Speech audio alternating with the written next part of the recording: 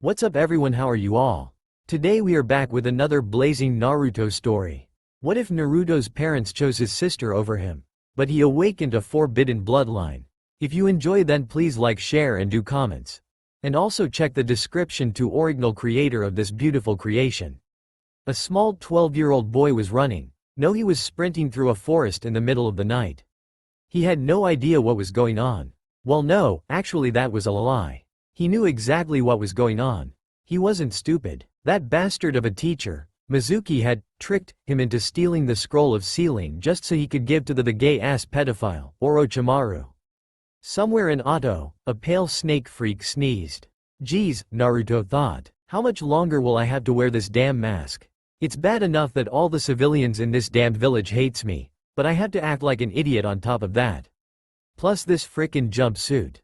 I mean, what self-respecting shinobi wears kill me orange? This will definitely have to change once I become a ninja, if that happens. Naruto then thought back to his meeting with the Sandaime a couple hours ago. Flashback. Oi, Gigi, I have something to tell you. Naruto exclaimed, shining into the room in a great blast of fire. Naruto, how many times do I have to tell you not to do that? The paperwork might get burned, damn it. I hate paperwork. The Sandaime yelled very loudly. The hidden Anbu flinched at their leader's loud voice. Listen, ya old geezer. I failed the last exam just like you wanted. Naruto then adopted his real face, a face of utter calm that betrayed no emotion. Mizuki wants me to seal the scroll of sealing. I think that somehow, Orochimaru is involved. Every major attack in Konoha history in the last 25 years always leads back to him. Anyway, what do you want me to do? The Sandaime Hokage, Hiruzen Sarutobi, looked ill. He was actually starting to look his age. Naruto, he said, take the scroll and see what he wants. You have my permission to show your true strength and your bloodline against him. Under the condition that you kill him, of course. The traitor will die regardless of your actions. The Sandaime had asked Naruto to hide his true potential from all of his peers, except for one. In fact, that exception was also a lot like Naruto as well. Naruto's rank mission for the past 5 years was to act as the dobi and scope out true potential for the village. Alright Gigi, just give me the scroll and I will leave. Hiruzen tossed him the scroll. Naruto was just about to walk out when Sarutobi said, Naruto, you have my permission to learn a jutsu out of the scroll. It doesn't matter which one, okay. If Naruto was surprised, he didn't show it. Instead, he nodded his understanding. The Anbu in the room were flabbergasted.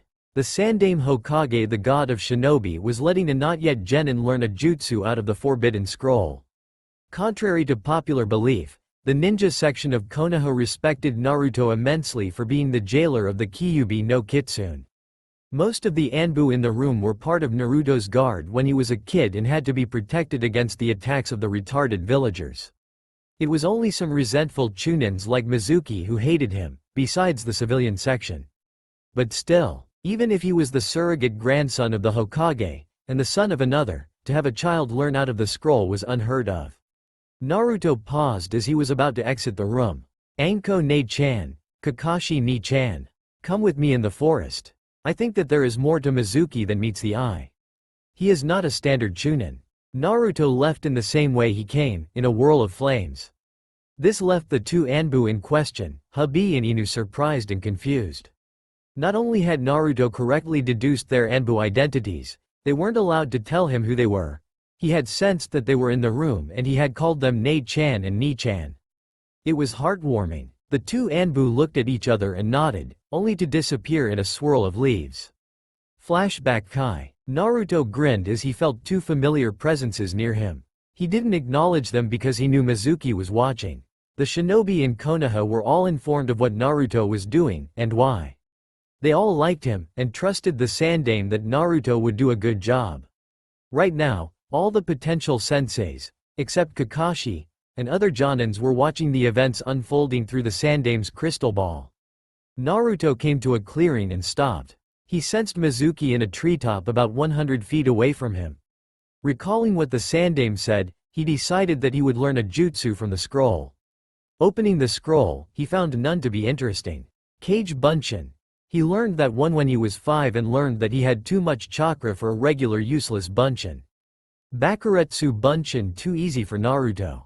He had already made his own variation out of it, less explosive though.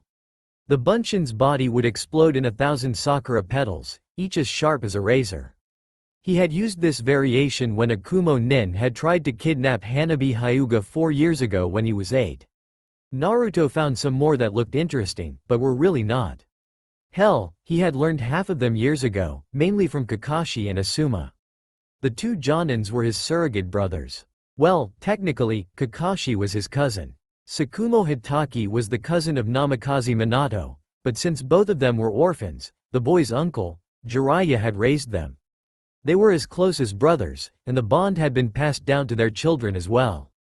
Naruto thought as he looked at the scroll again. Shiki Fujin, that's what Dad used to seal furball in me, eh? Kit, how many times do I have to tell you that I resent being called furball? Did I forget to mention that Naruto knew about the Kyuubi since he was 4? No, well oops. Ah go suck it Ni-chan, was Naruto's snarky response. Well yeah no, I did love to suck my lady dry back in the day. But I guess I'll have to make do with you now. Kyuubi shot back. Naruto just gave a mental chuckle at his brother's response. Yeah I know, Hitomi Ne-chan was the love of your life and then you were sealed inside me. Geez, it wasn't my fault that Madara Uchiha decided to use Kohoha as fodder for his twisted plan to dominate the world. As soon as Q had met Naruto after Naruto meditated to reach his inner self, Q had told Naruto who he was and why he was sealed inside him. Hitomi happened to be Kayu's mate. Naruto in turn had relayed all the information to the Sandaime. The Sandaime had secretly been ordering Jiraiya to look out for any information regarding the traitorous man. Back to the forest. Well, I gotta make Mizuki Teme believe that I'm learning a forbidden jutsu. I'll do Kage Bunshin I guess. For the next hour or so it looked like Naruto was working very hard at mastering a jutsu while in fact he was having an intense thumb war with himself. From the treetops Mizuki was watching the demon brat carefully. Yes, that's right Naruto, learn from the scroll. It's not like you will be alive later to use it anyway. Soon, my lord, the scroll of sealing will be in your hands and I will be rewarded beyond belief. Insert manic laughter here. Mizuki had been planning this little escapade 2 weeks before the Genin exams. Naruto had joined the academy when he was 7. Mizuki had periodically been placing genjutsus on his tests, to make him intentionally fail.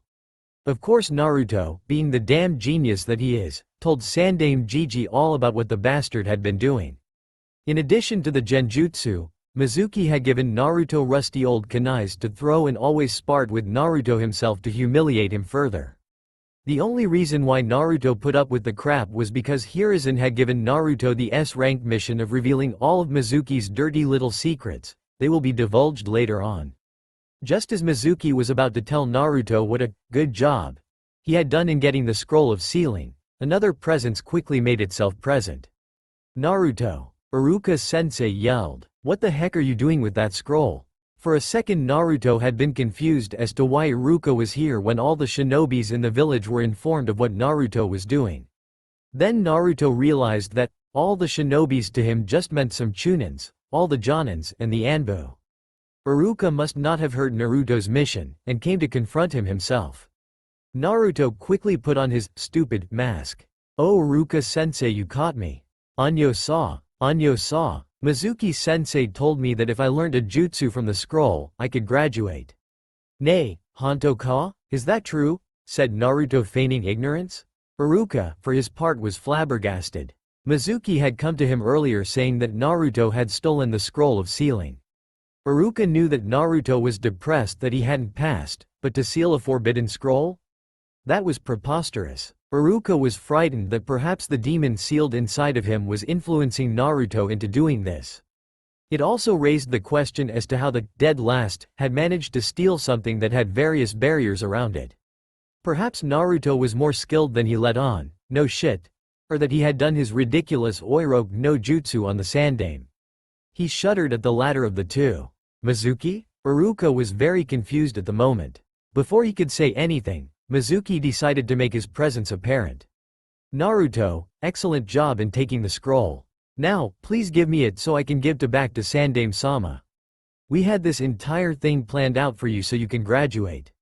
Having you learn from the scroll was the best way of developing your non-existent skills. In the Hokage's office, the Sandaime snorted. Mizuki had no idea what was going to become of him, Naruto would assure that. "Ya know what, Mizuki-sensei, I don't really feel like it. This scroll is pretty cool and giving it to a stranger is against my morals." Everyone who heard that comment sweat dropped. Haha. Don't make me laugh. What would a demon like you know about morals? Oi Naruto, do you know why everyone calls you a demon? Perhaps I should be the one to tell you. Wait Mizuki, no. It's against the law. A frantic Iruka cried. He had been assessing the situation in relative silence, thinking on what to do next. Iruka was in turmoil. Mizuki was one of his oldest friends since the academy who was making Naruto a pawn in a scheme that only God, or Orochimaru, knew. Iruka, you idiot, you can't stop me. Naruto, the reason why everyone hates you is because you are Kyuubi no Kitsune. The Yondaime sealed him in you and the Sandaime made a law that said that no one can talk about it. Naruto put on a horrified expression and began to roll on the forest ground in what looked like uncontrollable fury, but it was actually badly restrained mirth that was coming out. No, how is that possible? Is that why the village hates me? Is that why I have massive stomach pains when I eat too much ramen? Then, am I really a monster? Naruto's expression changed to a stormy visage. That's what you expected me to say, isn't it? Well, newsflash asshole, I've known about Kyuubi-chan since I was 4 and I gotta say, as long as I keep feeding him ramen, he's a great brother. Everyone in the Hokage's office burst into uncontrollable laughter. Asuma was clutching the sides of his father's desk while wiping the tears from his eyes. God, I love Naruto's mask sometimes, he said. The Hokage himself concealed his mirth carefully and replied, yes, well, let's see how this plays out. Mizuki looked like a gaping fish for a moment. Iruka was stunned. Anko and Kakashi quickly pulled out cameras and snapped pictures of their shocked expressions. Mentally, Iruka's sweat dropped. Only Naruto could bond with the king of Makai, hell, through ramen. So you admit to being the demon? That's great, now you will be executed and I will get the scroll of sealing. Then, I will be made the hero of Konoha for killing the very thing that nearly destroyed it. Naruto was getting sick and tired of Mizuki's pathetic attempts to rile him up. This could be noted because of the visible tick on the boy's face. But, he wanted to know if Mizuki really was working for Orochimaru. Pardon me sensei, he snarled the word with contempt. I am not adequate with sealing jutsus, that's a lie. But if a kunai is sealed into a scroll, then does that really mean that the scroll itself is the kunai? No, the kunai and the scroll are completely different and it would be best if you and the pathetic civilians in this village learn that. However, if the scroll is opened, the kunai will be unleashed and wreak havoc on its victim. Am I correct? Neither Mizuki nor Iruka could find any flaws with his logic. Iruka was startled by the many revelations that Naruto had made. He was certainly not the hyperactive blonde that he was thought to be. This Naruto was calculating and shrewd, like a true shinobi. Mizuki was growing impatient with the brat. He took out a syringe and a vial of purple-looking liquid from a flap in his Chunin vest. He took the syringe and inserted it into his wrist. Naruto felt a dark presence entering Mizuki's system. Cautiously, he took a whiff of the air and became alarmed. The stuff smelled like Anko, like snakes. But it was stronger, much stronger. It reeked of death, despair, anguish, and surprisingly little boys. Shit, Naruto cursed. Mizuki was growing stronger by that stuff, and things just got a lot more complicated for the blonde. Kakashi and Anko were worried for Naruto. They knew that they had to step in sooner or later, but what Naruto had said earlier stopped them. Flashback no jutsu. Hajime. Oi, Naruto, why did you want to see us? Kakashi asked with his usual eye smile. Anko stood beside Kakashi as well, waiting for an answer. Ni-chan. Naruto began very serious. I asked both of you to come with me because I trust you with my life. Kaka ni, you are my brother and Anko ne, I'm pretty soon you will become my sister, legally. Kakashi and Anko looked at each other, bewildered, then Kakashi blushed furiously as Anko turned as violet as her hair. Naruto. You know Anko and I don't have that kind of relationship. Yet, Kakashi said. Oh really, then why did I hear you moaning and groaning her name in the bathroom over and over again? For like half an hour, all I was listening to was Anko. Oh Anko, Why are you doing this to me? And so on. Be quieter the next time you do something like that. Naruto retorted. Kakashi wanted to bury himself under all of his porn books, never to be dug out again. Naruto, I'll pay you back tenfold one day. Anko didn't know whether to be appalled or flattered that the silver-haired wolf was, thinking happy thoughts about her. Though now that I think about it, she mused, he is quite the looker. If only I could see what was beneath that mask of his, or maybe even lower, she added perversely. Kakashi cleared his throat. Anyway, you must have a good reason for us to come if you think that you can't take Mizuki by himself. Naruto replied, no, Mizuki most likely will not be that big of a problem. I will kill him. I need you two here for one of two reasons. Either he will have some type of backup, or he has the curse mark like you did Anko-ne.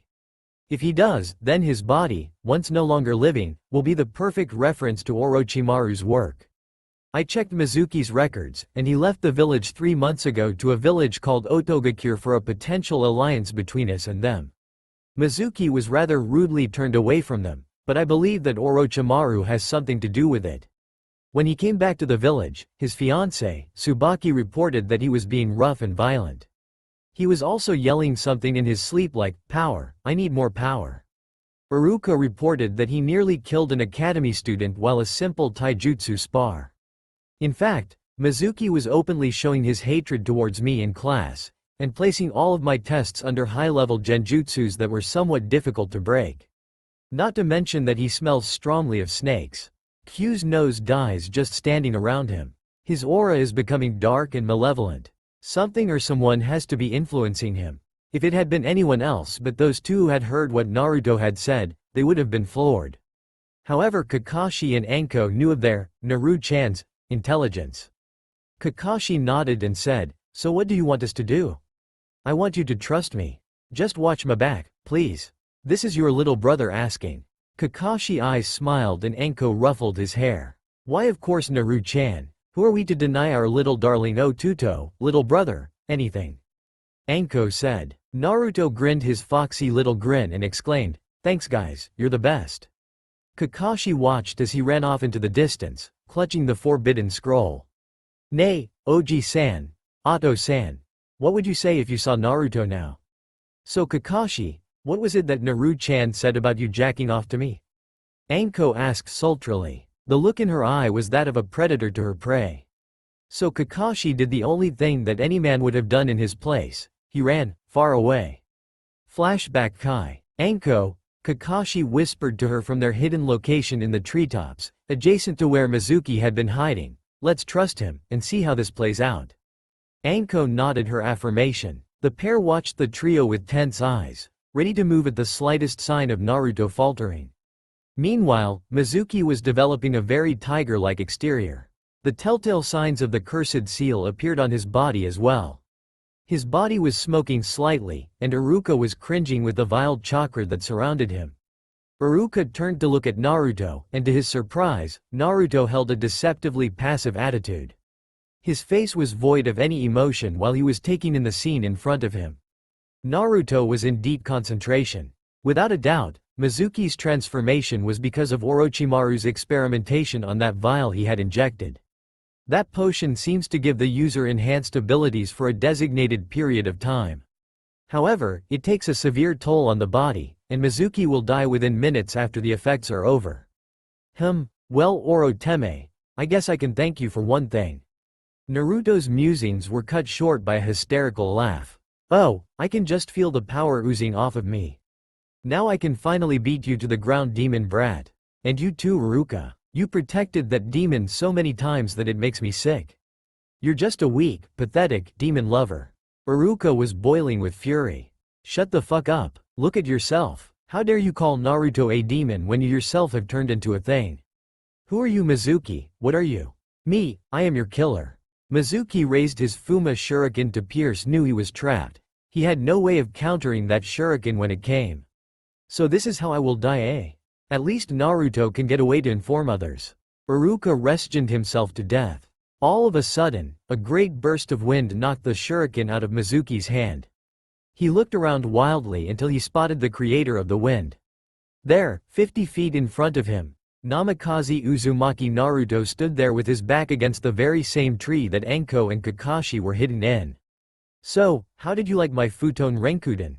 Naruto asked as if he was discussing the weather outside. Mizuki's lips turned up in an insane smile. Ah, hello demon. How would you like to see your sensei die today? Not once did he consider that Naruto had just done a B-ranked elemental jutsu. And this was the supposed dead last of the year. Iruka-sensei? Dying? Don't be preposterous, the only one dying will be you today. Iruka was amazed that the boy thought he could actually kill Mizuki. In addition to that, he was surprised to hear the preposterous come out of his mouth. It seemed like the only vocabulary that the boy had was ramen and Hokage. Nay, Mizuki Teme, tell me, who do you work for?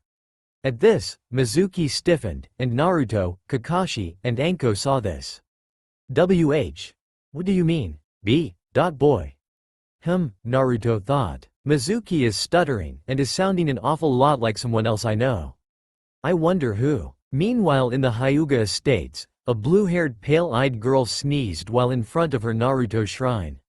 I mean that the stuff that you injected is not from Konoha. This leads me to believe that you have accomplices from another village helping you in some plan. Or perhaps you are planning to steal the forbidden scroll, leave the village, and give it to your master. Mizuki gulped nervously. He hadn't expected the brat to be so observant in his analysis. So tell me again, who are you working for? This time the question was laced with demonic killer intent. Mizuki nearly pissed in his pants while Iruka was trembling on the ground. Where had the adorable hyperactive blonde gone, and who exactly had replaced him? Inwardly, Anko smirked. Fuck with him and you are screwed. The people in the Hokage's office were all proud of how far Naruto had come, even when he was faced with adversity. Mizuki put on a face of false bravado. Ha ha, why the hell would I tell a demon like you anything? Maybe because this demon is going to beat the shit out of you if you don't. A gentle wind flew through the area, and at Naruto's whim, captured Iruka and guided him back to safety. As Iruka stared at Naruto in awe, Naruto asked, "It's Orochimaru, right? That curse seal is his." At this moment, no words were needed to confirm Naruto's suspicions. Mizuki's face told all the answers. Kakashi made subtle hand signs and within seconds, the Hokage was next to him, observing keenly. Anko dropped down to pick Iruka up. Once both were situated comfortably on the treetops, Iruka was thoroughly confused. The Hokage and two Anbu were just watching his wayward student without having the slightest inclination to help. Anyo, Hokage-sama. Hiruzen looked at Iruka with petulant eyes. Why is it that you are not helping Naruto fight Mizuki? God knows that he needs it. The Hokage chuckled slightly. Ah Iruka, you should have more faith in Naruto. He is not who he seems to be. I'll tell you a small secret. I was the one who ordered Naruto to fail the graduation test 3 times. Naruto had been voicing suspicions of Mizuki, and when Naruto was asked to take the scroll of sealing by the idiot, while it was a perfect ploy to get Mizuki admit working for our village's greatest traitor. Naruto is very strong, stronger than most Chunin, and he will only continue to grow. So let's watch my delightful grandson beat the living daylights out of the shit stain in front of us, shall we? Naruto is that strong? Iruka whispered incredulously. It was hard for anyone to believe, except those who knew him, that the prank-loving, hyperactive, idiotic boy was strong. Hi, Iruka he is, now shut up and watch.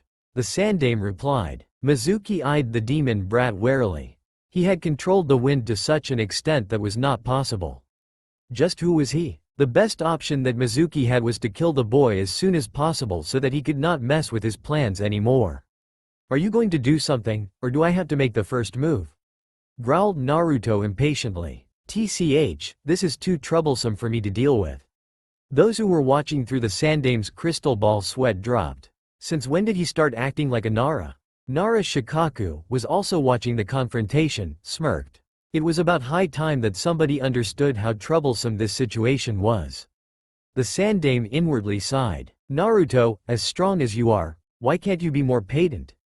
Mizuki was furious. All right you brat, let's go, show me your demon abilities. Naruto sighed. Listen you idiot, how many times do I have to tell you that I am not the fucking Kyuubi? I don't care, you are the Kyuubi, no matter what anyone says. Alright, well it's your death. Naruto put on a very official tone. Toji Mizuki, you are hereby under arrest for breaking the Sandame's decree as well as betraying the village and trying to join a sworn enemy. The punishment that I have deemed prudent is death. Mizuki scoffed. Oh, and what can the dead last, someone who is not even a genin do to me, a chunin? You filthy demon brat, you could never touch me. Naruto turned around to the place where the Sandame was positioned. The Sandame was confused as to what Naruto was doing. Naruto simply threw his hands up in exasperation and kicked the base of the tree a couple times, causing the 4 occupants of the treetop to hang on using chakra. Mizuki. Naruto began in a very serious voice, rank means nothing. In fact, I know of one other genin who could kill you right now. While tending to some deer, a boy sneezed. Has it ever occurred to you that every action that I took was nothing but a farce, a mask? Do you honestly think that I would willingly wear this orange abomination, and that I would eat nothing but ramen? Has it? I am a lot stronger than you, traitor. And after I graduate, I will flaunt it openly. Back in the treetops, Iruka knew he had a lot of thinking to do on his blonde-haired student. Even the Hokage had said that Naruto was stronger than he looked. For years he had adhered to Hitaki Kakashi's ideology of looking underneath the underneath. It seems that he had never truly looked at Naruto before. If he had, he would have seen the fake smiles among other things. He would have seen the fake crush that he had on a certain pink-haired banshee, and he would have seen the look of hurt on Naruto's face when Iruka had said that he had failed. I really did mess up, didn't I? Iruka thought ruefully. From now on, he would be at Naruto's side for as long as he lived, this he vowed. Prove it then, demon. Mizuki's voice broke Iruka out of his stupor. Prove that you can kill me. But wait, you can't. You are just talk, you are nothing, you are the scum that resides beneath my feet, and I intend to put you in your rightful place, demon. You just made the biggest mistake of your life, Mizuki. This was the thought of all of the onlookers. Is that so? Naruto said in an uncanny imitation of Uchiha Sasuke. Well then, let me show you just what I can do. With a single hand motion, hundreds of Naruto clones appeared.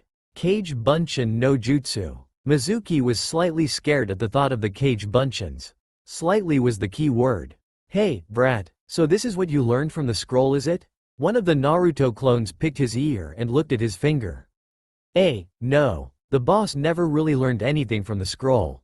Hokage Gigi said that it would be best if we went along with your plan and pretend to steal it. He learned Kage Bunshin from Kakani a long time ago. So you didn't learn any techniques from the scroll at all? Pity. At least you could have died with some sense of accomplishment. The scroll wasn't really helpful as I know most of the techniques. Naruto replied. Iruka was floored. Naruto knew jutsus from the Forbidden Scroll? Now he knew that he had to pay more attention to Naruto. Kit, come on already. I want to kill this bastard so bad. Gomen, Q-ni, I really have talked too much, haven't I? Well, let the ass-kicking begin. Yay Naru, kick his pasty white butt from here to America. America? What's that? Ah. Never mind, anyway go on and start. Naruto gave a mental nod to the fox and cracked his knuckles. Let's get wild. Immediately, all of the Naruto clones began a barrage of kicks and punches that knocked the wind out of Mizuki. Uzumaki. Naruto Renden. Mizuki was thrust upward briefly, before he came crashing down to the forest floor in a sickening crunch. The onlookers winced at Mizuki's plight. Never fuck with Naruto when he is mad, period. Mizuki groaned on the floor. How was it possible that this demon could injure him this much? It wasn't. He was a chunin and Naruto was a nobody. Then Mizuki felt it, the power in his veins flowed as the liquid that he injected burned, leaving him powerful and Naruto helpless. Or so he thought. Kakashi and Anko were growing anxious. As they were about to leave, a hand stopped them. Do you honestly think that Naruto would forgive you if you entered his fight? The Sandame inquired. Kakashi was about to say something, but Anko cut in. Sandame-sama, Naruto is our little brother. More so Kaka-kun's than mine, but a little brother all the same. We can't bear the thought of anyone hurting him. So please, let us go to him. Anko, Kakashi, trust him. He specifically asked the two of you to come here for a reason, and that reason was as backup. So I ask you to trust my grandson. Iruka was silently listening to this confrontation. Mitarashi Anko and Hitaki Kakashi think of Naruto as their little brother? And the Sandaime thinks of his as his grandson? Naruto. What other surprises do you have? Kakashi and Anko nodded, albeit hesitantly. Back on the forest floor, Naruto eyed Mizuki with wary eyes. He could smell the venom burning through Mizuki rapidly. Based on this rate, Mizuki will die in the next 15 minutes. But he has gotten ridiculously strong as well. What should I do? Naruto created several more cage bunchins without letting Mizuki know, and sent them throughout the forest. One of the cage shushined to the treetops where the 4 ninja were located. Yo, I'm Alpha, boss's right-hand clone. I was sent here to ask you to join the fight if Mizuki goes out of hand. Oh, and boss said that Mizuki will die in about 15 minutes, whether or not the boss kills him. Oh, and why is that? The Sandaime asked. The Naruto clone looked grim, an expression Iruka had never seen on Naruto's face. Mizuki injected one of Orochimaru's failed experiments into his system. From the smell that boss got from it, it is composed of Orochimaru's blood, tiger DNA, and snake venom. While the potion makes the user stronger for a short while, it completely destroys the chakra pathways and leave the user too weak to think. Eventually, the venom will spread to one place, the heart. When the venom is saturated in the heart, it will constrict the heart and force the aorta to burst, effectively killing the user. Iruka was at loss for words. He seems to be stunned by Naruto a lot, right? Naruto, how exactly do you know this? He asked. The Naruto clone looked at Iruka critically before his eyes softened a bit. Gomen, Iruka-sensei, I guess you are not used to this, Naruto, are you? Iruka shook his head. The Naruto clone continued. For the past 3 years, the boss and several Jonins have been researching Orochimaru's experiments. Something big is about to happen and we know it. With the information we acquired, it was possible for us to remove Anko Nei's curse mark. The seal reacts to the user's emotions and will. Anko Nei never used the seal willingly, so there was no taint in her chakra. The more taint there is, the harder it is to remove.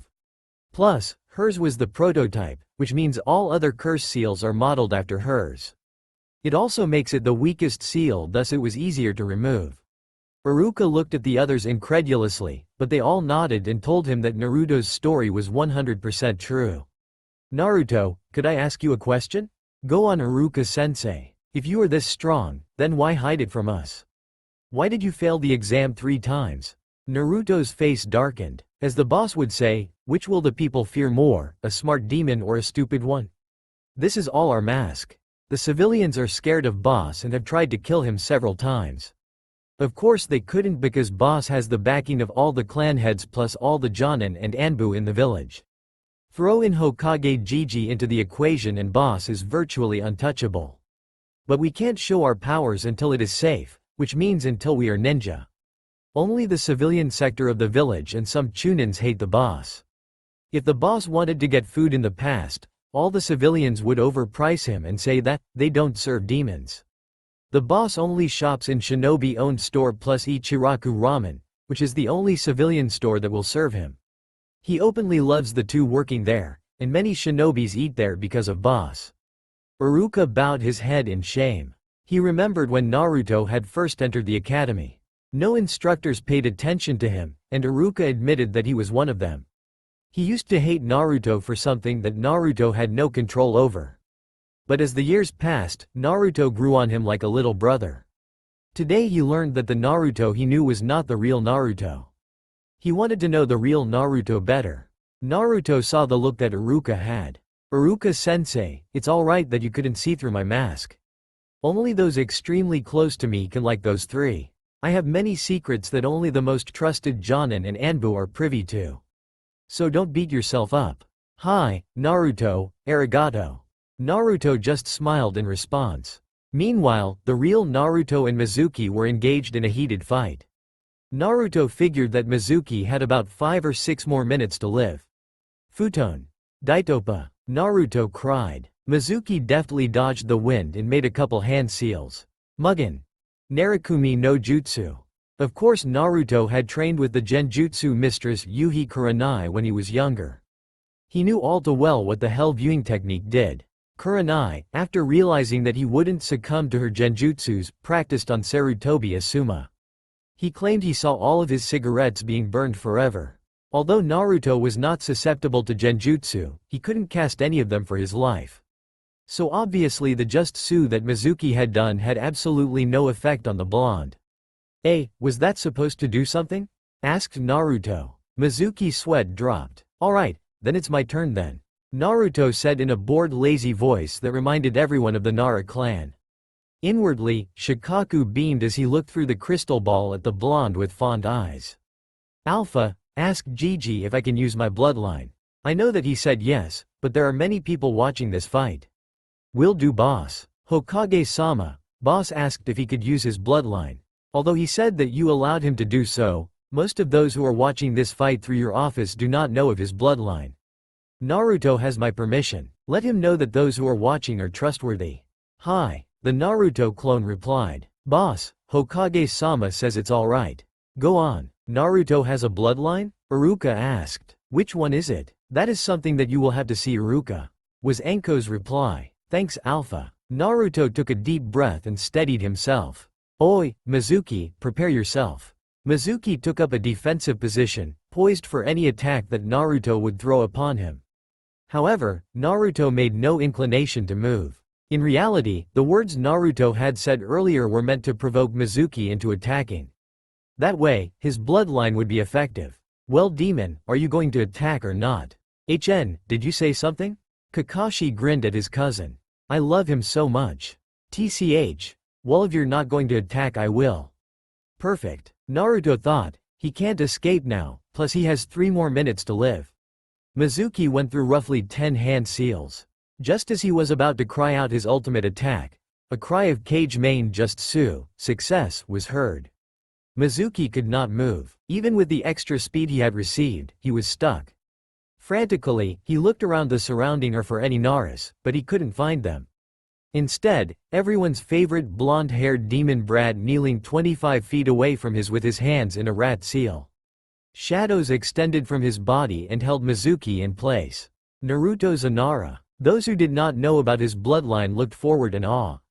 Then they turned to Shikaku for an explanation. TCH, this is troublesome, but yes, he is. His father was my half-brother. Same father, but different mother, although his mother did hold Nara blood as well. Naruto is my nephew and Shikamaru's cousin. The entire Nara clan knows of this, and we have adopted both Hitaki Kakashi and Uzumaki Naruto into our clan. Kakashi is also my nephew, as Sakumo was my brother's cousin, making him my cousin as well.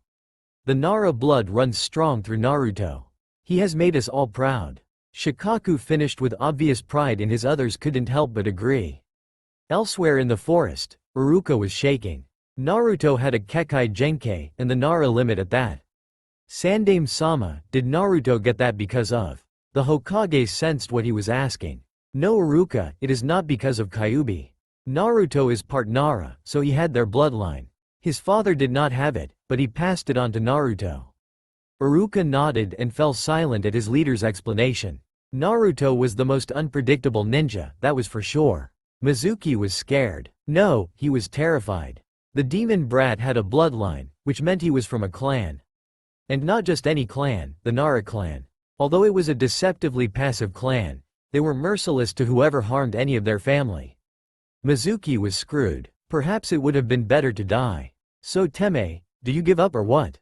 This entire thing is too troublesome, and I really have to get home to tend the deer, or else Yoshino Ba-chan will castrate me with her bare hands. All the males shivered. Yoshino could be downright scary when she was pissed. Shikaku, Naruto, Shikamaru, and Kakashi could attest to that. Sighing, Naruto dropped the shadows. Kanashibari no Jutsu, he called. The Anbu level technique froze Mizuki in place. Quickly, Naruto revealed a katana that he had from a scroll. He threw it at Mizuki, who could not dodge because of the paralysis jutsu. Naruto watched in grim satisfaction as the katana loped Mizuki's head off. Alright, you four, you can come out now. Alpha, report. Alpha gracefully descended from the tree. Sir, there are no known threats in the area. Mizuki was acting alone. Thanks, Alpha, you and the others can dispel yourselves now. Alpha gave a quick salute to his boss and vanished in a poof of smoke. Kakashi, Anko, Iruka, and the Sandaime also came down.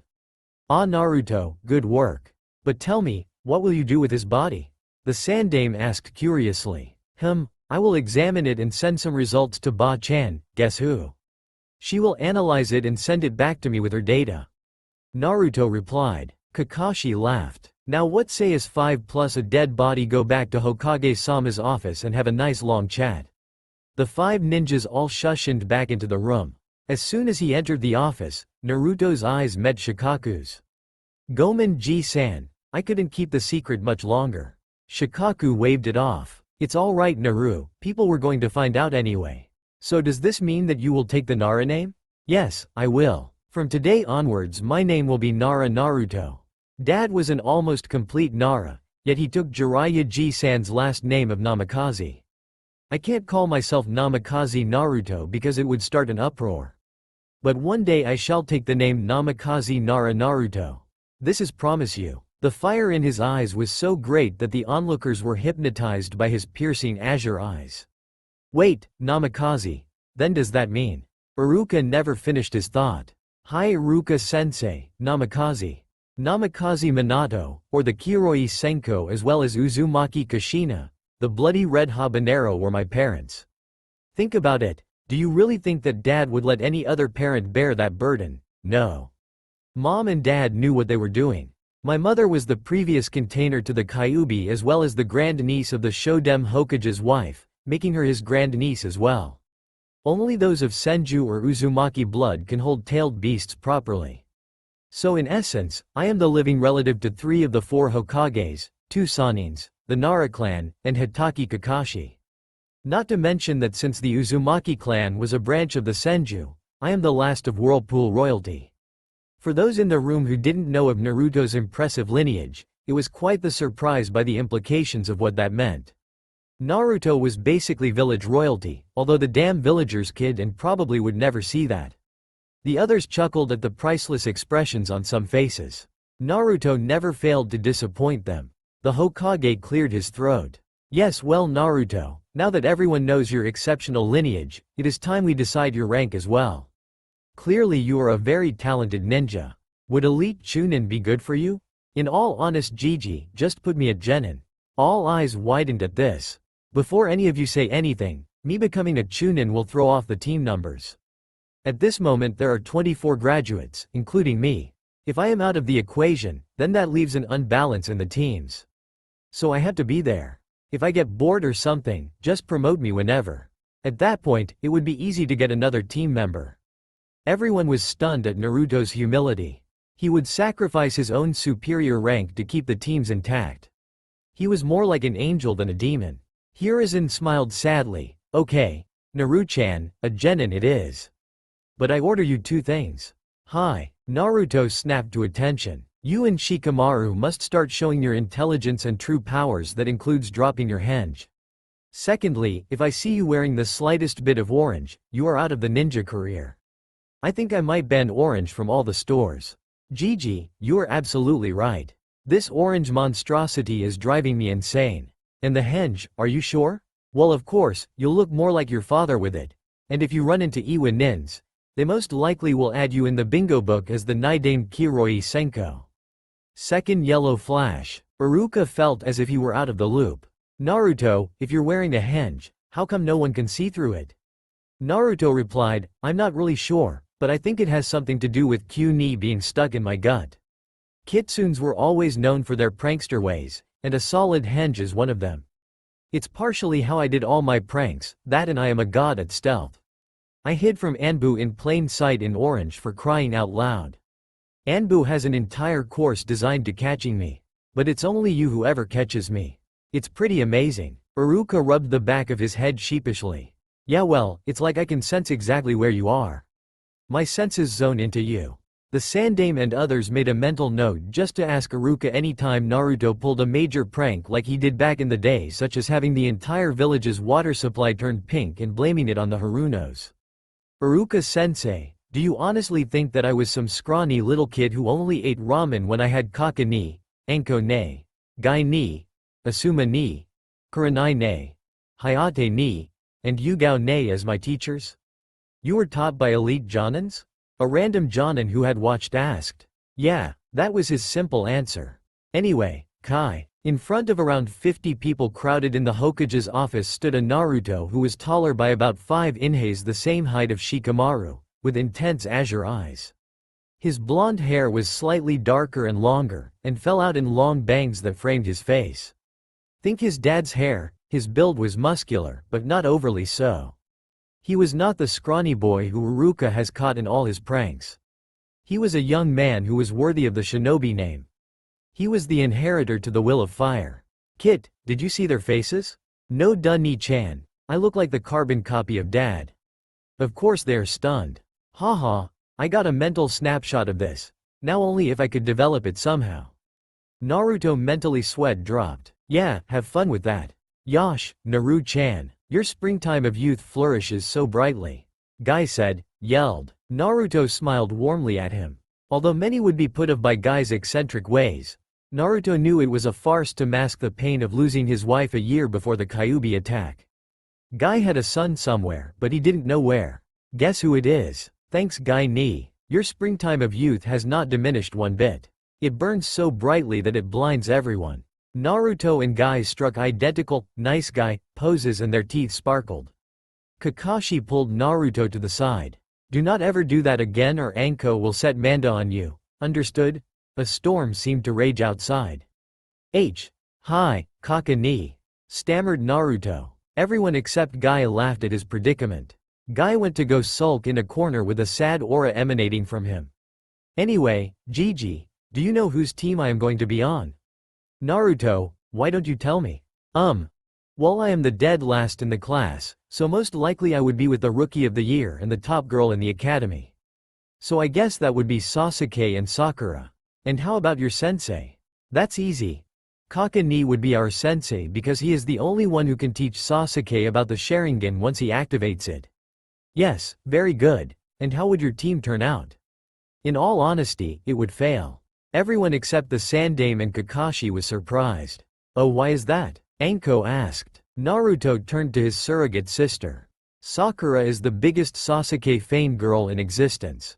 At least Ino only pretends to be, so that people will underestimate her.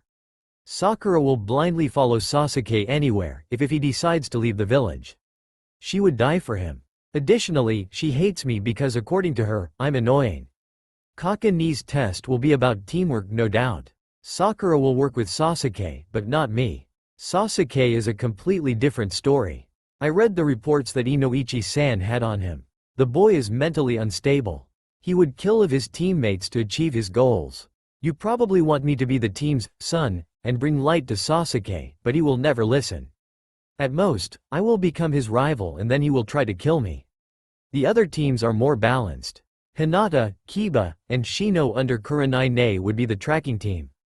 Ino, Shika, and Choji would be their parents' team under Asuma ni.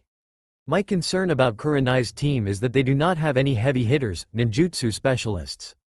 The Hyuga do not do ninjutsu. The Aburame rely on their bugs, but it takes too much out of them, and Kiba has a couple of combo attacks with Akamaru, but that's it. The team would not fare well against ninjutsu-based opponents. They need at least one ninjutsu person on their team. Many who did not know Naruto were fazed by how much thought he had put into this analysis in such a short time, Iruka included. Naruto, thank you for your insight. I dare say you and Kakashi should get home along with Shikaku, otherwise Yoshini-chan will kill me as well as you three. The Sandame along with the 3 men in question shivered at the thought of their wife or aunt killing them. Bye Gigi, see ya tomorrow. And tell Ko that he has to work on his Oiroke no Jutsu. Naruto disappeared in a burst of flames. Shikaku and Kakashi followed suit. Oiroke no Jutsu? What's that? Genma asked. That technique is Naruto's inner pervert coming out. He calls it the cage killer. Now he's teaching it to my grandson. We are all so screwed. The Sandame shivered once more. The remaining people in the room sweat dropped as they saw their leader cowering in fear from a 12-year-old boy's technique, even if the boy could give most members in the room a run for their money. Shikamaru met Naruto at the front gates. Yo Naruto, how'd capturing the traitor go? He's dead now so no worries. Anyway, Sandame Gigi said that we had to show our real selves. Not the mask that we created. Shikamaru gave him a once-over. So that's why you dropped the henge? Precisely, Naruto answered. Let's go to bed. We have to go to the academy tomorrow. Oh, you should probably know that my name's Naruto now. It was Dad's real last name, so it's alright. Shikamaru grinned. Good, so now you can start acting like one instead of the hyperactive idiot that you were. TCH, troublesome, but yes. Naruto replied. Spoken like a true Nara. Let's hurry before Mom finds us. She might kill us. Both boys hurried into their rooms. Nara Yoshino stepped out of the shadows and muttered, I'm not that scary, am I? A bird dropped dead from the tree as she and her trusty frying pan went to go hit Shikaku over the head for letting her darling nephew take on an enemy by himself. Shikamaru and Naruto winced as they heard their uncle's yells coming from downstairs. Yep, Nara Shikaku was whipped, figuratively and literally. Naruto met Shikamaru at the breakfast table where Kakashi, Shikaku, and Yoshino already were seated. Good morning. Naruto yawned sleepily. Morning cuz. Shikamaru replied with his own yawn. You're up early today. Naruto noticed. Usually the boys would come down at the same time. I woke up a minute before the alarm clock went off. Usually it takes me 10 minutes after the alarm to get up, but today was different. There was no point in going back to sleep, so here I am. That really is troublesome, isn't it? At this, Kakashi's sweat dropped. The only troublesome thing here are my two lazy-ass cousins. Anyway, Shikamaru said, we should leave in 5 minutes if you want to be early. With you dropping the henge, it's only a matter of time before you get fangirls. Naruto had a horrified expression on his face. Fangirls, he stammered. The things that follow you around no matter what. The very bane of my existence? Shit man, I am so screwed. Yoshino banged Naruto over the head with a frying pan. You will not use such vulgar language in this house. Do you understand? Naruto yelped out in pain. Hi, Ba-chan. I do. Good, now finish your breakfast, darling. You wouldn't want to be late, would you? The men at the table were all thinking the same thing. Are all women bipolar? Shikamaru decided to speak up. Nay, Kaka-ni, do you know who our senseis are going to be? Kakashi I smiled. I do. The team assignments were given to me early this morning. But it's a surprise, so I'm not going to ruin it for ya. Ah, forget it, Shika, we'll find out anyway. But I'm guessing there are slight changes from the teams that I thought up yesterday? Naruto asked his silver-haired cousin. Yep, Hokage-sama stated that you were right and decided to change the teams up. I have to go now, so I'll see you at the academy. Thanks or the meal, boss-san. Ya nay. He disappeared in a puff of smoke. Shikamaru rose from the table. Naru, we should leave too. Alright Shika, let's go. The two of them disappeared in a swirl of leaves. Yoshino looked at Shikaku. Our two little boys are growing up so quick, nay Shika-chan? That's right, Yoshi-chan. Although they will face hardships later on, those two are the future of Konoha. With Kakashi and the others to guide them, the two of them will become a force to be reckoned with. Naruto and Shikamaru startled Iruka, who was entering the classroom. The two of them, dead last and one above the dead last, were seated together in the back of the room with their heads down on the desks, appearing to be sleeping. But Iruka knew now to look underneath the underneath. He focused chakra to his eyes and saw that the two boys were conversing silently using Enbu sign language. Shika, I'm hungry. Why didn't you get ramen before? Q was sleeping, so I didn't want any. TCH, that's troublesome. Wait it out. If Kaka-ni is your sensei, then you have a good 2 hours before he comes to get you. Eat then. Thanks cousin. You're so smart. I'm just as smart as you are, ya know? Whatever you say. After that the two Naras really did fall asleep. Iruka's sweat dropped. The two were using Enbu sign language to talk about food. I guess Naruto really is a Nara. After about 10 minutes, more kids began to trickle in. No one seemed to notice a blonde and a brunette in the back of the room sleeping. That is until of course Ino, Choji, and Kiba entered the room. They had been told what Naruto had done yesterday. The three of them knew of Naruto's fuzzy little problem and lineage since they were kids. It never bothered them, especially after Naruto summoned the furball a couple years ago and Ino had glomped him. The fox was quite passive, and he only helped Naruto. Ino saw their two friends. Hey guys, she whispered, Naruto's dropped the henge. He's not wearing that orange thing anymore either. The two boys looked at their sleeping friend. Indeed, he had ditched the orange jumpsuit and was now dressed like a true shinobi. He had on black shinobi pants and a long-sleeved navy blue shirt that had the Uzumaki spiral on the arm. The spiral showed the closeness of the Senju and Uzumaki. It made Naruto feel proud of his lineage. His pants had several pockets in them that held things ranging from senbon to sealing scrolls. His kunai holster was wrapped around his left leg. All in all, he looked like a true shinobi. The trio walked up to them. Ino gently shook Naruto awake, while Choji did the same thing to Shikamaru.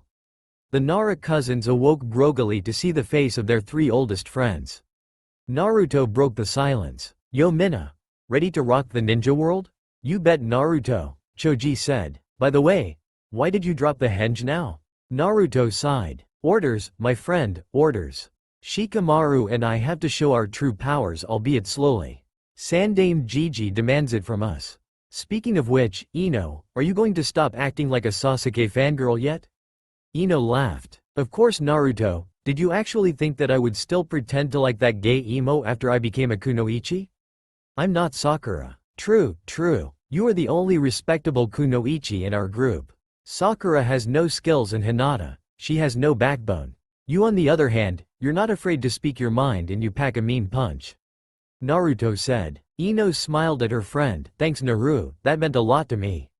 Naruto grinned his foxy grin in return. "So, do you know whose teams we are going to be on?" Kiba asked. Shikamaru answered, "No, not really." Naruto, after his escapade yesterday, voiced his opinions on the preordained teams and apparently they got switched around. Quote, Choji looked at Naruto in awe. "Whoa, Naruto, you really did that?" HMPHF, it was troublesome but yes. The three non-Nara's sweat dropped. "Naruto, you really are a Nara, aren't you?" Ino commented. "Of course I am. My name is Nara Naruto after all." This surprised the three non-Naras. "Really? So you've taken the clan name and all?" Kiba asked. "While having my mother's family name is great, I really am a Nara, so yes. My name is Nara Naruto." At that moment Sakura walked in the room looking for her Sasuke-kun. When she couldn't find him, she looked for Ino. But she couldn't find her either. Why? Ino had done a simple genjutsu that let her blend in with the background. While the four boys tried to hold in their laughter, Sakura shrugged and sat down in an empty seat. Sasuke walked in a few minutes later with his duck butt hairstyle that almost all the girls seemed to love. The boys would never know why. All at once the girls started squealing, with the pink-haired one being the loudest. "Oh Sasuke-sama, please marry me. Sasuke-kun, Sasuke-kun, give me your children. Sasuke-sama, take me now." The last one disgusted many. They were only 12 for Kami's sake. Sasuke probably wasn't even fertile. Plus he was gay, so what was the point? Naruto and Shikamaru got identical evil grins on their faces. The two looked at each other and simultaneously whispered, "Kage main jutsu, success." Two shadows shot out of them and controlled the actions of Sasuke and Sakura. The two in question were moved forward by a seemingly unknown force ** Shikamaru Naruto. Sasuke and Sakura slammed into each other with their lips touching. A collective gasp was heard from the girls in the room. Sasuke was appalled at himself for doing something so disgusting. Sakura was on cloud 9 billion. Her Sasuke-kun had kissed her. No words could express what she was feeling. So she did what any respectable kunoichi did, she fainted. Iruka was watching all of this with an amused eye. He had seen the two Naras use their bloodline, and it was quite funny. Meanwhile, in the Hokage's office the Jonin instructors were cracking up. "Damn Kakashi, your cousins sure are diabolical, aren't they?" Guy asked. Kakashi wiped the tears out of his eye. You say something?" "No, curse you and your hip ways Kakashi, my eternal rival." Iruka decided that enough was enough in his classroom. "Shut up," he roared using his big-headed jutsu. "Sensei, where is Mizuki-sensei?" asked a newly revived Sakura. Iruka cleared his throat uncomfortably. "Mizuki-sensei turned traitor to us and tried to steal the scroll of sealing." Another gasp was heard throughout the room. Mizuki-sensei was a traitor? So where is he now? Asked a random kid. "He's dead," Iruka replied grimly. That stunned all the kids except for Ino, Shikamaru, Naruto, Kiba, and Choji. "Right, so let's get back on track, shall we?" Iruka said, sensing more questions. "It's time for your team placements. Team 1, these teams aren't important. Team 7, Haruno Sakura, Nara Shikamaru, and Nara Naruto? Your sensei will be Hitaki Kakashi. Naruto and Shikamaru sat up straight. It was impossible. Family members were not allowed on the same team, so why were there 3 family members on the same team? Kakashi should have taken Sasuke because he was the only one who had the Shanringan in Konoha. Many people swiveled around in their seats as if seeing Naruto for the first time. They were shocked to see a very handsome man that looked like the Yondaime Hokage sitting in the backseat in a very relaxed position next to Shikamaru. Many people did double takes as they looked at him. True to Shikamaru's word, many Sasuke fangirls had lust in their eyes while looking at Naruto. Naruto gulped nervously and put his head down while Shikamaru guffawed at his cousin's predicament. Of course Sakura had to add her 2 cents. Sensei, why is Naruto Baka on my team? How did he pass in the first place, and his name? Sakura was furious that she had 2 dead lasts on her team. They were doomed to fail now. Sakura, Iruka started patiently. Naruto's test was messed up so he never failed. As for why he is on your team, the teams were decided by Sandaime-sama, not me. I was also surprised by this. And his name, you will have to ask him yourself. Sakura shot a glare at Naruto who smiled pleasantly at her. Team 8. Uchiha Sasuke, Inuzuka Kiba, and Hyuga Hinata. Your sensei will be Yuhi Kurenai. Sasuke looked indifferent. He was happy that he didn't have fangirls on his team. Outside of her pitiful exterior, Hinata was fuming. How dare they don't put me with my Naruto-kun, they will all pay cha. Kiba on the other hand, was crying tears of pain while Ino comforted him. Why did he have to get stuck on a team which consisted of a boy incapable of saying 2 words, and a girl who no one could understand because of her enormous stutter? Meanwhile in her seat in heaven, Kami was cackling madly at the predicament of the poor boy. A gust of wind flew around her, making her hair wild. She looked like Medusa when she was PM sane. Her subordinates slowly inched away from her, hoping that she would calm down or else the second coming of the Kyuubi would happen. Team 9. Aburame Shino, Yamanaka Ino, Akamichi Choji. Your sensei is Sarutobi Asuma. The 3 of them looked at each other and gave silent nods of approval. Naruto decided that some matters had to be put to rest. Excuse me Iruka-sensei, the entire class turned to face him. If I'm not mistaken, family members are not allowed to be on the same team, so why are myself and Shikamaru, who are cousins, on it? Plus Kakashi. Oi, Naruto, don't complain. At least you have 2 people on the team who love you. Kyuubi decided that he had to be heard. That's true Ni-chan, I shouldn't complain. Naruto, I can't answer that question. You had to ask the Hokage. Naruto nodded. Well then, wait for your senseis who should be there shortly.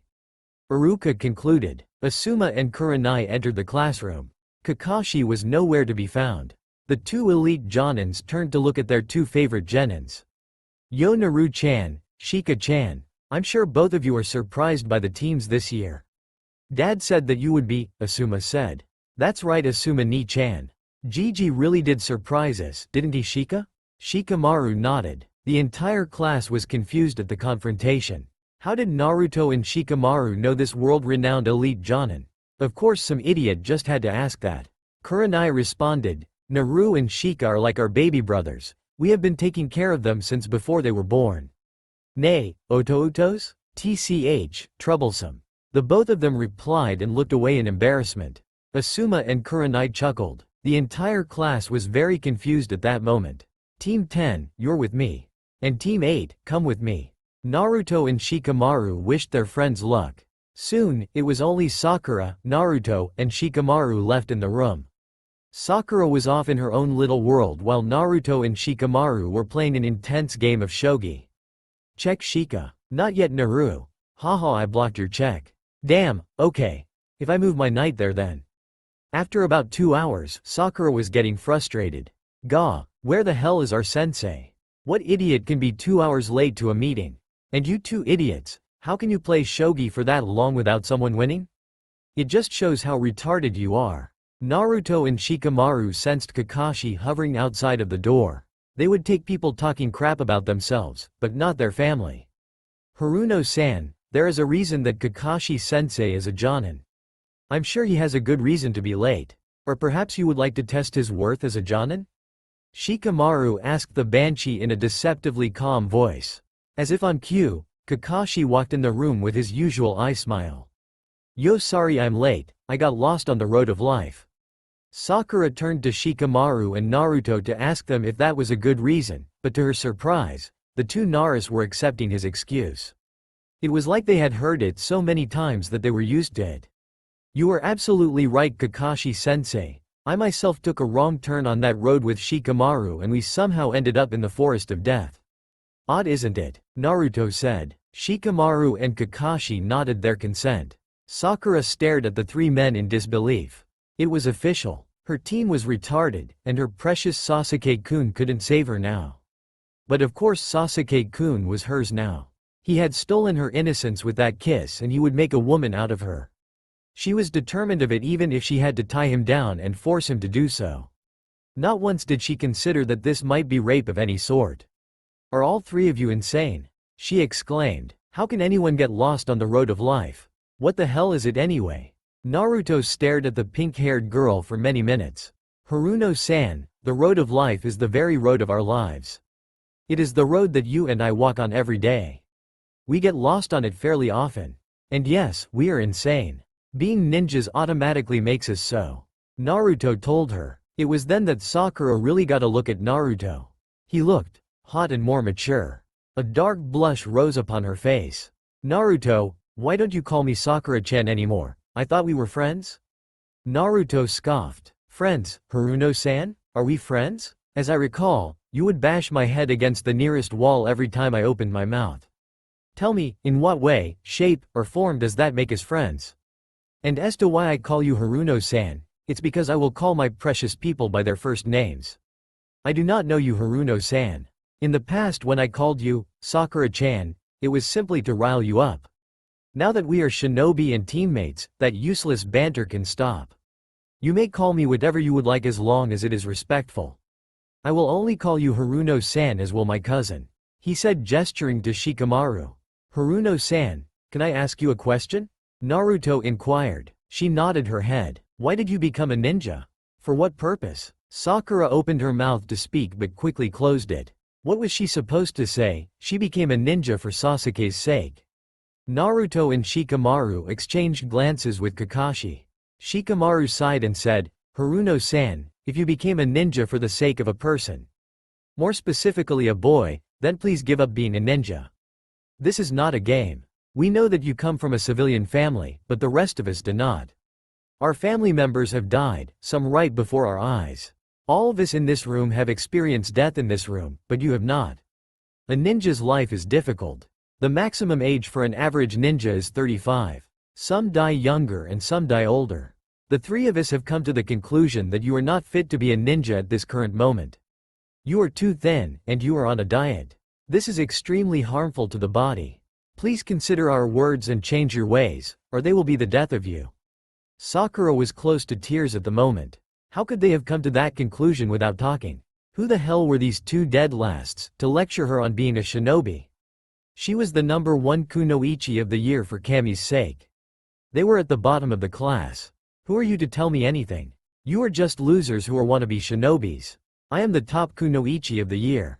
Even Ino Pig can't compare to me. Naruto looked at her with unrestrained contempt that made Sakura cringe. Haruno-san, rank means nothing. The only thing you know have is book smarts. And what exactly will you do with those? Bore your opponent to death with useless facts. In any physical exercise, you ranked at the bottom of the list. And Ino-chan was told, as were we by our family, not to stand out too much. Even her crush on Sasuke was fake, in case you haven't noticed. Being Rookie of the Year or Kunoichi of the Year draws attention to yourself, and not the good kind. When you are ranked at the bottom of the class, nobody will care who you are because you are the supposed dead last. A ninja's greatest tool is deception, something Ino, myself, and Shikamaru have utilized to our full potential. Because of your previous actions and comments, myself and my cousin can only consider you a comrade, nothing more and nothing less. To gain our respect, you must work for it. Respect is not given, it is earned, even if you are the Hokage himself. Haruno-san, the two boys are right. I looked over your file and the only thing you ranked top in is tests. Anything else, and you are considered the dead last while these boys are top ranked. They're correct. Rank is only for show. The true test begins now. Meet me on the roof in 5 minutes. Kakashi disappeared in a poof of smoke. Sakura was in turmoil. Even her sensei had told her off. And Ino? Ino never loved Sasuke-kun? That meant that there was one less person vying for his affections. He was all hers now. Her mind went back to what the 3 men said. She was useless in anything but book smarts. She would have to reconsider everything. When she looked up, her 2 teammates were gone. She dashed off to the roof, hoping her sensei didn't hold it against her if she was late. When she arrived, she had a minute to spare. She sighed in relief and took a seat as far away from the 3 as possible. Kakashi gave her a grim smile. Haruno-san, as I was telling the boys here, I want you to introduce yourself to the team.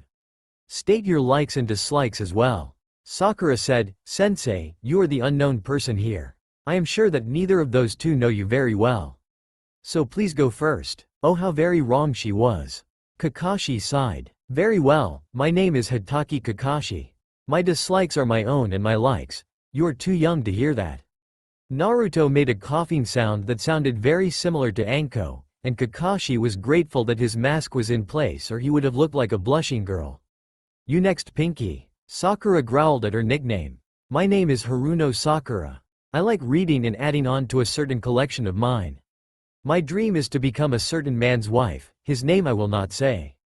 I dislike those who look down on me and Ino Pig. She ended her rant with a fangirlish squeal. The men's sweat dropped at this. If it was not obvious that Sakura was a fangirl, it was now. She had just insulted all 3 of them, and they were hating her more by the minute.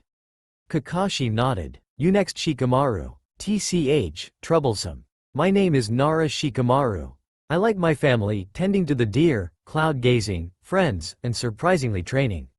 I dislike fangirls and anyone who disrespects my family. He gave a small glare to Sakura. Naruto, you next. Hi, my name is Nara Naruto.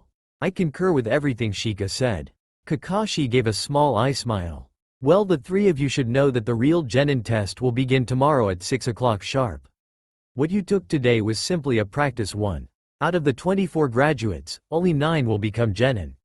You only have a 66.66% chance of passing. I suggest you don't eat anything or else you will throw up. Ya nay. He disappeared in a swirl of leaves this time. Sakura was horrified. She had done all that work for nothing. She looked at her 2 teammates, and to her surprise, they didn't look moved in the least bit. Why aren't you guys scared? We might not pass. Shikamaru said, Haruno-san, we come from a ninja family. We knew about this before. I believe that it is also written in one of the ninja textbooks as well. With that, he and Naruto vanished in a swirl of leaves as well. Sakura stood on the roof in shock for a couple minutes. The Shushin was a Jonin-level technique that was not taught until one was a Chunin. How did the 2 dobes of the class know it? She ran all the way back to her home and cried for the rest of the day, not even looking at her Sasuke shrine once. That night, Kakashi was strolling down the streets of Konoha, pleased by the warm breeze that propelled the delicious scents towards him. He suddenly turned around when a familiar smell assaulted his nose. It smelled like dango, flowers, and snake residue. Anko. Kakashi breathed. She looked stunning, according to him. She ditched her usual fishnet shirt and trench coat for a casual civilian dress that revealed all her curves. In all of his 25 years, he had never met a woman as beautiful as Mitarashi Anko. Hopefully one day she would become Hitaki Anko. He loved her, there was no denying it. The question was, did she love him? Konbanwa, Kaka-kun, Anko said cheerfully. She loved the nightlife in Konoha. The villagers had gone inside, and only shinobi remained. No wonder she was happy. Being with Kakashi only deepened that feeling. Kakashi cleared his throat nervously. He could read all the smut in the world, but he couldn't make 2 words in front of the woman he loved. What a failure. So Anko, what brings you out here tonight? Anko beamed at him. I was just taking a walk and I saw you. What say you and I go to the bar and have a drink or 2? She raised her hands above her head and stretched. In doing so, Kakashi got a good look at her long, creamy legs. An unfamiliar sensation assaulted his nether regions. Anko grabbed Kakashi's hand and sprinted down the street. They were very close to the bar when Kakashi felt like he was about to explode, so he grabbed her around the waist and shushed them to her apartment. "Kaka, what's going on with you?" Anko asked worriedly. Kakashi was looking very worn at the moment. "Hey, are you okay? Do you want anything?" Kakashi looked at her for a couple of minutes. She squirmed under his one-eyed gaze. "What I want," he growled, "is you." With that being said, he pinned her against the wall, pulled down his mask, and stared at her again. She was mesmerized by his face. Aside from the scar running down his left eye, he was flawless. His angled face was just over her own. His lips were hovering inches from hers, and he looked primal, wolf-like almost. It turned her on. His eyes, even his Sharingan eye, were darkened with lust. Anko was slightly frightened by this Kakashi. "Kakashi, what's going on?" Anko asked again. "Anko, what could Kakashi tell her, that he loved her and wanted to take her on the wall at that very moment?" "Hey, Kaka, talk to me," she said, stroking his face gently. Kakashi leaned into his touch, and that's when Anko smelt it. That was lust that was coming off of Kakashi. He wanted her? Kakashi pushed off the wall and turned away from her, unable to look at his face. He was about to brutally take the woman that he loved without her consent. He was a monster. Anko gently turned him around so he would look at her. She gave him a small peck on the cheek that made a raging fire burn in his belly. "Tell me, Kaka, please." At her urging, Kakashi bent his head to look at Anko. She was stunningly beautiful, that innocent expression made it more so. He couldn't take it anymore. Once again he pinned her against the wall. His mouth latched on against hers in a frenzy, his tongue gently coaxing her mouth open. Anko was in turmoil. This unfamiliar feeling was spreading throughout her, pooling together in her core, and she felt like she would lose control at any minute. She parted her mouth slightly and his tongue and hers were locked in a battle for dominance. She could not let that happen. She was Mitarashi Anko, for crying out loud. No man, even if he was devastatingly handsome, was allowed to create a pile of mush out of her. She broke the kiss and heard his disappointed sigh. "Anko," he began, "I'm sorry, I don't know what happened to me. I understand if you would like me to leave for taking advantage of you. Do you honestly think that you can leave after that, Kaka-kun?" Anko asked sultrily. What? He stammered. He wanted her so bad, and now maybe he would get his chance. But when Anko got that glint in her eye, something or someone was going to get hurt. And he had a sinking feeling that that someone was him. "I feel so hot right now. And you are the one who made me feel this way." Quickly, she grabbed his hand and led him inside her bedroom door. The two stared at each other for a couple minutes. "Kakashi, aren't you going to do something? I thought you were first." Anko sighed and sat down on her bed. "We're hopeless, aren't we?" He looked at her quizzically. "We both want this, but we are just too afraid to start anything that might change our friendship." Kakashi also sighed and flopped down on the bed. "Anko, to tell you the truth, I've wanted this for a long time. I don't know how much longer I can wait. I just need to know if you are ready." Repercussions be damned. How long is a long time? Since a boy could start having wet dreams. That is a long time. Indeed it is. Kakashi started to get up from the bed thinking it was hopeless, but was stopped by Anko's foot on his chest. "Kaka, like I said before, we both want this, and no one is leaving until either one of us gets it. Do you understand?" she asked forcefully. Kakashi grinned a very Naruto-like grin before he tackled her to the bed, kissing her roughly, leaving no corner of her mouth untouched. She tasted of sugar and dango, the exact opposite of her violent personality. He tasted like ramen and onigiri. It reminded her of Naruto. One of Kakashi's hands pinned Anko's hands above her head while the other was slowly making its way down to her nether regions, leaving a trail of goosebumps. She shivered and moaned against his mouth. Suddenly, he let her go. "Anko," he said teasingly. "You are wearing too many clothes. It's time to take them off." He reached over and pulled the zipper on the back of her dress down, running his fingers down her back as he did so. "Hang on, Kashi, I'll be naked just by one piece of clothing, so I will have to help you take some clothes off." She pulled his shirt off, trailing her hands over the taut muscular flesh of his stomach. It was his turn to shiver now. Kakashi pulled off his pants, leaving him in only his boxers. Anko lay on her bed in a very suggestive pose, wearing only her panties. Kakashi looked at her hungrily. Her rose and fell as she breathed deeply. Slowly, he hooked a finger inside of her lace panties, pulling them down, inch by inch, agonizingly slow, just to torture her. She was growing impatient. She wouldn't admit it, but she was a blushing virgin. Okay, maybe not a blushing one, but a virgin all the same. He would soon find out. Kakashi let out a small grin when his prize was revealed to him. He brushed the top of her with his fingers, earning a low moan of want from Anko. His groin tightened quickly, and a look of anticipation came over him. There was one slight problem. Anko was naked and Kakashi was not. It bothered her severely. Anko forced herself upright, and viciously tore his boxers down so that he was revealing himself to her in all of his 8-inch glory. There, now we are even. So where were you? Anko asked cheekily. Kakashi smiled at her and quickly dipped 2 fingers inside of her quivering warmth, watching her writhe and squirm underneath him. He pumped his fingers in and out, causing her wetness to grow to exponential levels. Kakashi smirked. He was going to bring her to the edge and stop. Before he could put that plan into action, Anko grabbed his hand and flipped them over so their positions were reversed. She grasped his length and gently pumped it, earning groans of pleasure from him.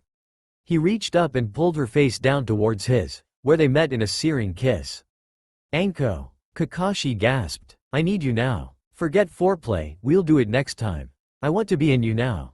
This time, Anko did blush as she was flipped over once again, looking up into her soon-to-be lover's mismatched eyes. Kakashi was hovering over her with his knees in between her legs, his member poised at her entrance. She saw tender love in his eyes and she knew in that moment that Kakashi would never hurt. So she would trust him completely. Kakashi. Anko stammered. It's my first time, so please be gentle. Anko admitted with a blush that could rival Hinata's. Kakashi gave a small laugh. Anko, I've never done this either, but I'll try my best. With that being said, he penetrated her barrier with a single forceful thrust. She gasped out in pain, tears spilling down her face. Gently, he caressed her face and kissed the tears away. I'm sorry. Forgive me, love, Kakashi whispered to her. Soon the pain began to die down and Anko gave a small nod of her head. Kakashi started moving in her gently at first, picking up speed as he was encouraged by her moans. She met him thrust for thrust. Both were lost in the throes of passion. 30 minutes later, he collapsed on top of her panting. Thank Kami we are ninja. The stamina is so useful for these types of activities. The two rested for some time. Finally Anko spoke up. Hey Kashi. Yeah? Do you have a favorite scene from the Icha Icha books? He got an evil perverted grin on his face. Why do you ask? I was thinking we could try some if. Anko couldn't say any more as Kakashi got her ready for round 2, then 3, and eventually 4. That night, Anko's neighbors were traumatized by the sounds coming out of her bedroom. Who knew that the sweet and slightly sadistic interrogator was an absolute monster in bed? Needless to say, Maeda Guy's flames of youth were temporarily stopped when he heard his friend moan his eternal rival's name very loudly, many times during the night. Curse you Kakashi. Why do you have to trump me in every category? Nara household, day of Kakashi's test. It was roughly 7 o'clock in the morning when both the boys woke up. Their cousin hadn't bothered coming home last night, so they ate breakfast in relative peace, just the two of them and the myriad of birds chirping happily outside. Shika, do you think Kaken will give us the infamous bell test? I don't know Naru, it's obvious that he will test our teamwork somehow, but we know him too well for him to give us the bell test. That's true. Do you think we should leave now? Sakura will most likely be waiting at the training field. Kaken did tell her to come at 6 am sharp. She probably didn't eat breakfast either, the stupid girl.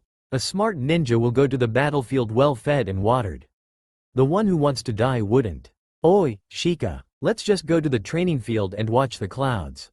Field 7 has the nicest view of the sky. Shikamaru, never one to pass on an opportunity to watch the clouds, willingly left with Naruto. As they arrived at training ground 7, they noticed a pink-haired banshee fly their way with her fist raised high. Naruto and Shikamaru lazily sidestepped her attempted punch, which caused her to get even madder. You idiots are late, plus you won't stand still to let me punch you. Shikamaru and Naruto both sighed. They would have to beat it into the pink-haired banshee. Just who was the idiot here? Haruno-san. How are we late when sensei hasn't arrived yet? Shikamaru asked. Furthermore, do you really expect an opponent to stand still as you assault him? No, so why should we? Just because you are our teammate does not mean that you can do whatever you please to us. Naruto added. Both he and Shikamaru plopped down on the ground and began their cloud gazing while talking to each other about menial things. Sakura's wrist fell limply to her side. It was at this moment that she realized that Naruto would no longer be her punching bag. Naruto asking her for dates in the academy had been a great source of confidence, and now that confidence was gone. What was she to do? Kakashi arrived 2 hours later at 9 o'clock. Yo, sorry I was late. I woke up in the wrong bed this morning and it took me some time to return home. Liar, the pink-haired demon screeched. Kakashi was glowing. He had the best night of his life and was waiting for the continuation of it tonight. Pages 15 to 20 were covered from the first volume. Now it was time to try out the big boy stuff, pages 53 to 70. His great uncle was a genius. Naruto looked at Shikamaru. Somehow I don't think that was an excuse. Shikamaru looked like he was going to be sick. Naruto looked slightly green himself. Okay team, time for your test. Shikamaru and Naruto waited eagerly while Sakura was apprehensive. Their teacher was crazy, that was for sure. What tests could he possibly give them? Kakashi dangled 2 bells in front of them and pulled out a timer. Shikamaru and Naruto sighed in disappointment. Same old. You have till noon to get the bells from me. The person who doesn't will have to be sent back to the academy. Do you understand? Kakashi looked pointedly at Sakura who gulped. Mendokus, Shikamaru said. Kakashi looked at his cousin with humor in his eyes. Nani Shika-chan, do you have something today? Shikamaru grimaced at his nickname. TCH, we know what this test is really about, Kakashi-sensei. Oh, said Kakashi with fake thought. And what would that be? Teamwork, Naruto replied. You only have 2 bells, which means that we would be pitted against each other. It would never occur to any of us that you are a Jonin and we are Genin, so we could never take you by ourselves. Kakashi looked at each of them with a critical eye. Congratulations, you pass, Kakashi exclaimed with mock happiness. Sakura looked confused but was relieved that she had passed even though she didn't do anything. Shikamaru and Naruto both mumbled, troublesome, and plopped down on the grass again. This time Kakashi joined them. The 3 cousins gazed at the clouds with Sakura watched them with increasing rage. What the hell are you lazy asses doing watching the clouds? Why can't you do anything productive with your day? Kakashi got up to brush the dirt off of his Jonin vest. Haruno-san, I was observing the team yesterday after yesterday's meeting. You went home for 2 hours doing God knows what, then went off to chase Uchiha Sasuke. Is that what you call productive? These 2 here were training in their family's dojo after the meeting. Although you are from a civilian family, it was your choice to become a ninja. Either act like one or leave this team now. Shikamaru and Naruto were both proud of their cousin for making the pink-haired one look like an absolute moron. Kakashi never really observed Sakura, he was simply guessing. But the look on her face told all. It was true. Sakura tried to make a futile comeback. Well, Naruto isn't from a ninja clan either. All 3 of them looked at her like she was stupid. Haruno-san, my name is Nara Naruto. I am from a ninja clan. My entire family are ninja. I am Shikamaru's biological cousin.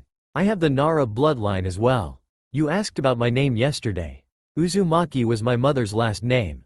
Nara is my father's, even if he didn't take the name. My father was Shikamaru's dad's brother. I have many more relations but do not wish to tell you any. Good day, Haruno-san. With that Naruto and Shikamaru left. Kakashi gave Sakura a frightening look. Get your facts straight before you say something. Think before you act. And also, start training. You need to more than the others. Your physical conditioning is weak, and is disgraceful to Kunoichi everywhere. Kakashi left in a swirl of leaves. Sakura was left in the field dumbfounded as to what had happened. Naruto and Shikamaru found Kakashi at the ramen stall. Yo! He raised his hand lazily. Okay, Ni-chan, why did you give us the bell test? We knew about that so long ago. Shikamaru asked. To tell you the truth, it would have been too troublesome to give you another test. Kakashi replied. Naruto and Shikamaru's sweat dropped at that response. So that's what we sound like when we say troublesome. Understandable, but what about that excuse this morning? Naruto asked. Kakashi blushed. How could he tell his kawaii pure cousins that he had done sinful acts with a kunoichi named Mitarashi Anko? You say something? And with that he disappeared in a puff of smoke. Anko? It was more a statement than a question. Anko. Shikamaru agreed definitively. Tucci broke them out of their thoughts. Yo boys, what will it be today? 2 bowls miso ramen please old man. Naruto said. 1 bowl of beef ramen for me. Shikamaru said. After they had finished their meal, the cousins took a stroll through town where Naruto was attracting attention from the civilians that he hadn't gotten before. The civilians were doing double takes as they wondered why the Yondaime Hokage was back in his chibi form. The girls had hearts in their eyes for the 2 boys. Yo Naruto. Nani, Q-ni? I'm bored. Too bad. Entertain me. Hell no. Hey, it was worth a try at least. Anyway, we have to get your training with Kitsune Ken started. Tell Shikamaru that he will be learning this as well. Will do boss. When will training begin? 2 weeks from now. Alright Ni-chan. Go to sleep now. Will do kiddo. Oi, Shika. Yeah Naru. The both of us are going to be learning Kitsune Ken from Q-ni in 2 weeks. It will help us tremendously in the future. Is that alright? It's troublesome, but if he says it's necessary then yes, I'll do it. Great, now let's go home. Yoshino Ba-chan made our favorite dinner tonight. Naruto, it's only 10:30 in the morning. Is it now? Well oops. Yash let's go train. TCH, sometimes he's a Nara and sometimes he's an Uzumaki. Naruto you are one troublesome cousin. Team 7 had been active for about 2 weeks now, and Shikamaru and Naruto were at their wits' end. The pink-haired one had not done one single thing in helping them. The most she did was lift a box here and there, or paint a fence. The Sandaemon Kakashi had noticed this, and cut her pay in half, dividing the rest of between the 3 of them. Not that she noticed anyway. The missions were troublesome, to say the least. Cleaning the Inuzuka kennels or mucking manure out of a nearby farm to catching the demon cat Tora, the boys were simply not being challenged enough. However, doing these missions did have a bright side. Many civilians were beginning to warm up to Naruto. At first, when they saw the demon child walk through their gates ready to work, they thought he would grow 9 tails and have bright red-eyed, and destroy everything in his path. But when they actually spent time with him and saw him working, they couldn't help but feel slightly ashamed that they had ostracized a boy who had a heart as pure as an angel. Every civilian family that he met had taken an immediate liking to him. Originally, when word had spread that Naruto was actually a Nara and even had the bloodline, a silent uproar had been made by some civilians. However, they were then told off by their friends, most who had the same mentality that they had now. The civilians decided to give the boy a chance. It was small, but it was a start nonetheless. Naruto was starting to get some waves and smiles in the street from the civilian population. He and Shikamaru were absolute naturals with children and were paid double in the babysitting missions. Unknowingly to the both of them, many women had seen this and set up their own fan club for the 2 handsome boys. They had made a pact to get in the boys' pants so that they would have little Narutos and Shikamarus running around. Unbeknownst to anyone, 2 girls, one in Sanagakure, the other on the outskirts of Wave Country were the only 2 who would have the pleasure of bearing the Nara cousins' kids. Of course this doesn't happen till much later in the story, so don't expect the boys to be jumping the girls' bones the second they see each other.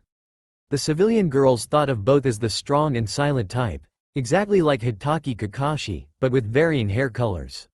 Wherever Kakashi, Naruto, and Shikamaru went, girls followed them with hearts in their eyes.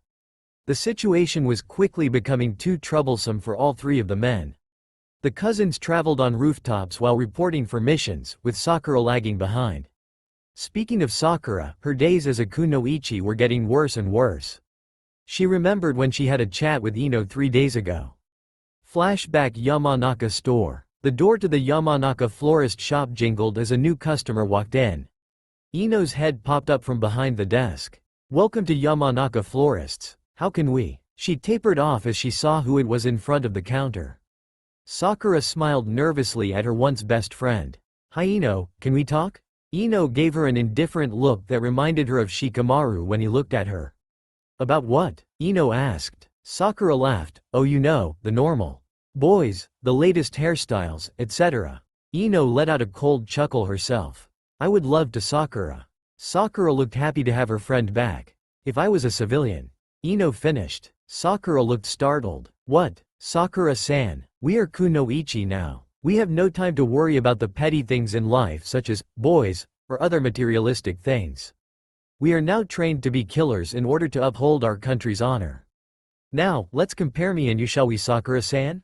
Sakura nodded dumbly. She was too much in shock to comprehend much. Sakura-san, let's start with the clothes. Look at me and look at you. What do you see? You're wearing dark colors, like navy blue and black, like Naruto. And I'm wearing pink. Sakura looked crestfallen. Her once friend had ditched the purple attire to a standard chunin attire without the jacket. Exactly. I am wearing clothes that will help me blend easily in the background. You stand out like a sore thumb. Now our hair. Remember how I used to have waist-length hair? Sakura nodded. Well, I cut it off. Sakura looked horrified. It was tied up in a tight bun so Sakura couldn't see it before, but just now Ino had let it down so that it was only barely past her shoulders. But Ino, you loved that hair. How could you cut it off? Ino gave her a look. Because long hair is a hassle. Name one kunoichi you know that fights with their hair down. None. Except you. Furthermore, I could smell you as you walked in the room. I thought you were a civilian till I saw your face. No self-respecting kunoichi wears perfume or uses scented soaps. It can reveal your identity to your enemy, leading to your death. Moving on, you are too skinny. Eating is the right thing to do, not starving yourself to death. But Ino, Sakura protested, I want to look and smell good. I won't stay in shape unless I don't eat. You know that. Quote, Sakura, if you train regularly then it won't matter what you eat. How do you think Naruto eats all that food and never gains a pound? I eat quite a bit myself. Starving myself is stupid, and it will only harm you in the long run. Ino's mouth twisted upward in a cruel smile. But of course you don't train, do you? No wonder you are so weak. Naruto and Shikamaru had to pick up all the slack where you let it go. I looked at the mission reports with Dad. You do no work and still get paid. How in hell's name is that fair to Naru and Shika? Those two are some of my oldest friends. I will not let you slander their team's name. Sakura felt the rage coming off of Ino and cowered. She tried to put up a tough front.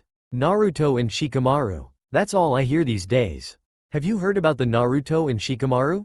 Those two boys are the future of Konoha. They, bringing good fortune to the Nara clan. If either becomes Hokage, I will follow them to the ends of the earth. Why? It's always about them. No one seems to give a damn about me.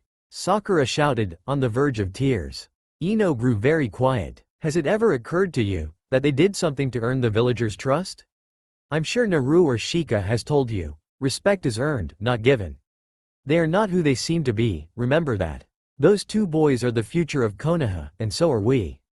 I am a kunoichi and I will stand to protect my village even if I die. So stop acting like a spoiled brat and get your act together. People will start to respect you if you actually do any work. Sakura looked crestfallen. No one respects me? She asked in a small voice. Ino's tone softened. I'm sorry Sakura, but this is the truth. There is a reason that Naru and Shika are trusted. They go above and beyond. That's the reason why they are respected. That family, the Nara family, is extremely connected. Naruto and Shikamaru are related to many important people in this village. But that's not why Shika and Naru have a great representative. Family can only get you so far. Look at Uchiha Sasuke. Just because he is the last Uchiha he thinks he can do anything. He hasn't even awakened the Sharingan yet, for crying out loud. Only then will he be useful to the village. Naru and Shika have been holding out on the world a lot. They have many secrets, the pair of them. If they think that they can trust you, they will tell you. Otherwise, Naruto and Shikamaru keep to themselves and their friends. Look Sakura. The reason why I am telling you this is because do you know how vulnerable an untrained kunoichi is? No. Sakura was quite miffed about what Ino said about Sasuke. A kunoichi has a 1 in 2 chance of being raped or assaulted during a mission. Ino stated grimly. Sakura gasped. She had never known that. Her head dropped down. This was not a subject that academy teachers willingly discussed with students after all. After some time, she looked back at Ino. Ino, thanks. You've given me a lot to think about. I'm going home now. I'll see you around. Sakura left the store hurriedly, so no one would see her tears. Ino stared at her former friend's retreating figure. Sadly, Sakura, I'm not sure if you will take what I said seriously. Flashback Kai. Sakura stared out the window of her house. It was raining heavily, as if matching her desolate mood. The talk with Ino that she had 3 days ago hadn't left her mind. Was she really useless? Now that she thought about it, everything that had been said about her was true. On their first mission as a team, which was to clean the Inuzuka kennels, she refused to lead the dogs out of the kennel because they were too dirty for her liking. She let her teammates do the work, and took some credit for herself. She really was a bitch, wasn't she? Her own teammates disliked her and only put up with her at the insistence of their sensei. They were indifferent at most. Something had to change and fast, otherwise Team 7 would fail miserably. The next day, Team 7 stood in the Hokage's office waiting patiently for their next mission. Uruka and some other Chunins were reviewing missions suitable for Genin teams. Hokage-sama, it appears that we are all out of missions for the day. Team 7 has a day off. Uruka stated. Is that so? Very well then. Team 7, report back tomorrow at this same time to receive another mission. Is that clear? A shout of, "Hi," was heard from the 4 members. Naru-chan, Shika-chan. Shikaku wants to talk to the both of you concerning upcoming clan events, please go to him right now. Hiruzen said. Hi, Gigi. Shikamaru said casually. Naruto gave a lazy eye smile and both left in a swirl of wind. What is that now, 4 shushins that they have? Hiruzen asked Kakashi. No, they have one more which they call a dynamic shushin, where they come in together. Now that one is very cool. Perhaps one day they will show it to you. Kakashi replied. He too shushined away, eager to spend the day with Anko. Hiruzen peered at the remaining member of Team 7 under the brim of her hat. Perhaps it was unfair placing her with 2 boys who could qualify for Chunin rank if they tried. Haruno-san, it's best if you get going as well. Tomorrow will likely be a lot of grueling missions. Hi, Hokage-sama. She quickly marched out of the room. Sakura noticed the different tones that the Sandaime used while talking to the boys compared to her. It seemed as though the Hokage had known Naruto and Shikamaru for ages. How was it that the 2 supposed dogs of the academy knew all these high-ranking people? Even her own sensei knew how many different types of freakin' shushin they had. Arg, it was so confusing, but now it was time for her favorite game, Sasuke hunting. The words that Ino had spoken to her, and the thoughts that she had herself had evaporated. 20 minutes later a high-pitched girly scream was heard from the local onsen, hot spring. When Sasuke realized it was mixed bathing day, and Sakura was trying to cop a feel right next to him. Kami was laughing from her throne in heaven. The raven-haired boy would play a great role in the grand scheme of things. She didn't know if it would be good or bad yet. She would call on her daughter Fate for that. But as long as he had that duck butt hairstyle, the boy's future would be very, very bleak. Sarutobi Hiruzen sat at his desk, savoring the free time that he had by reading his pupil's best-selling novels. His free, nosebleed, time was interrupted by a tapping on his window. A messenger hawk was perched on the window sill, trying to claw its way in. Wearily, he opened the window and untied the message that was tied to the leg of the hawk. Dad, that C-rank mission that you sent us on was not a C-rank at all. We were attacked by the demon brothers Gozu and Mezu. If they are around, that means many more high-ranking nin will be here as well. Please send us back up ASAP. We are about an hour out of Konoha headed to Wave Country. If backup gets here within half an hour, everything should be okay. Asuma. Sarutobi sighed. He had sent his son's team on a C-rank mission just hours previously because though the team was ready. Now it was at least an A-rank mission. This was all so troublesome. I've been spending time with the Nara clan for far too long. They are rubbing off on me, the Sandaime thought with a sweat drop. So much for his porn-reading afternoon. He snapped his fingers and an Anbu with a boar mask appeared. Bring me Hitaki Kakashi, Nara Naruto, and Nara Shikamaru now. Hi, Shikamaru and Naruto were seated in their clan's dojo in front of Yoshino and Shikaku. Now boys, you know that the reason that the Sandaime told you that we needed to speak to you is fake, right?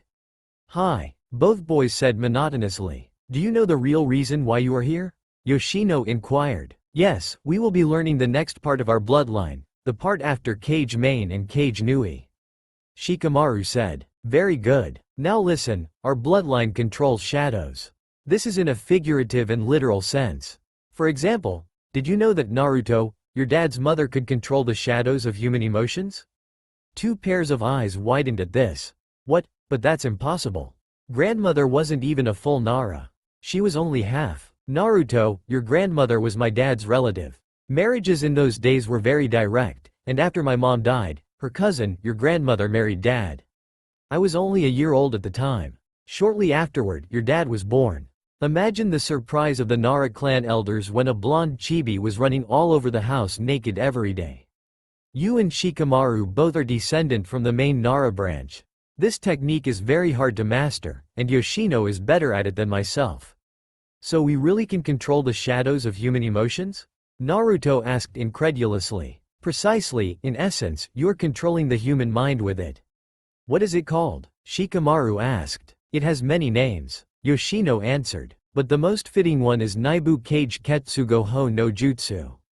Inner shadow binding technique. Kit, I've heard of that technique. Once mastered, the user virtually can control someone by their emotions. They can play at your worst fears or greatest joys. You and Shika have to master it, alright? But isn't that psychological warfare? No, because this is all non-verbal. Interesting. Shika and I will ask you for some help with this since you seem familiar with the technique. This way you can get some freedom and we can get the aid we need. Is that okay with you? Not a problem. By the way, you have a guest coming soon. Ba-chan, we would ask you to demonstrate, but a visitor is going to show up, ne Shika? Su-da. Anbu, by the feel of his chakra suppression skills. As if on cue, the boar-masked Anbu appeared. No puff of smoke, no nothing. He just fell from the sky. Nara Shikamaru, Nara Naruto. Sandaime-sama has asked you to pack for a mission and report to the northern gates in 15 minutes. Hitaki Kakashi will meet you there. Arigato Tenzo-san, Naruto said. The man named Tenzo sighed. Naruto, how many times do I have to tell you not to call me that? Did you say something? Naruto asked. Damn Kakashi clone. Tenzo left the room to the sound of the four Naras laughing at his poor predicament. Hitaki Kakashi was not a happy man. He had been very rudely disturbed from his time with Anko, and was more pissy than a woman in that time of month. He waited impatiently for his two wayward cousins to arrive so they could get this mission over with. Anko and him needed their alone time. His ire only grew as he saw his third student, Haruno Sakura, approach him. Good morning, sensei. Morning, Sakura. Kakashi replied gruffly. Lovely day, isn't it? Yes it is.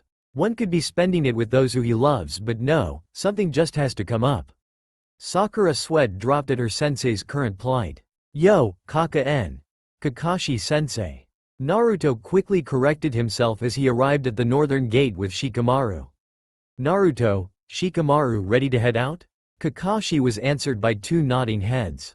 Sakura was confused. Wasn't it their day off? Where were they going? Anyo, sensei. Where are the three of you going? We have a mission to go on.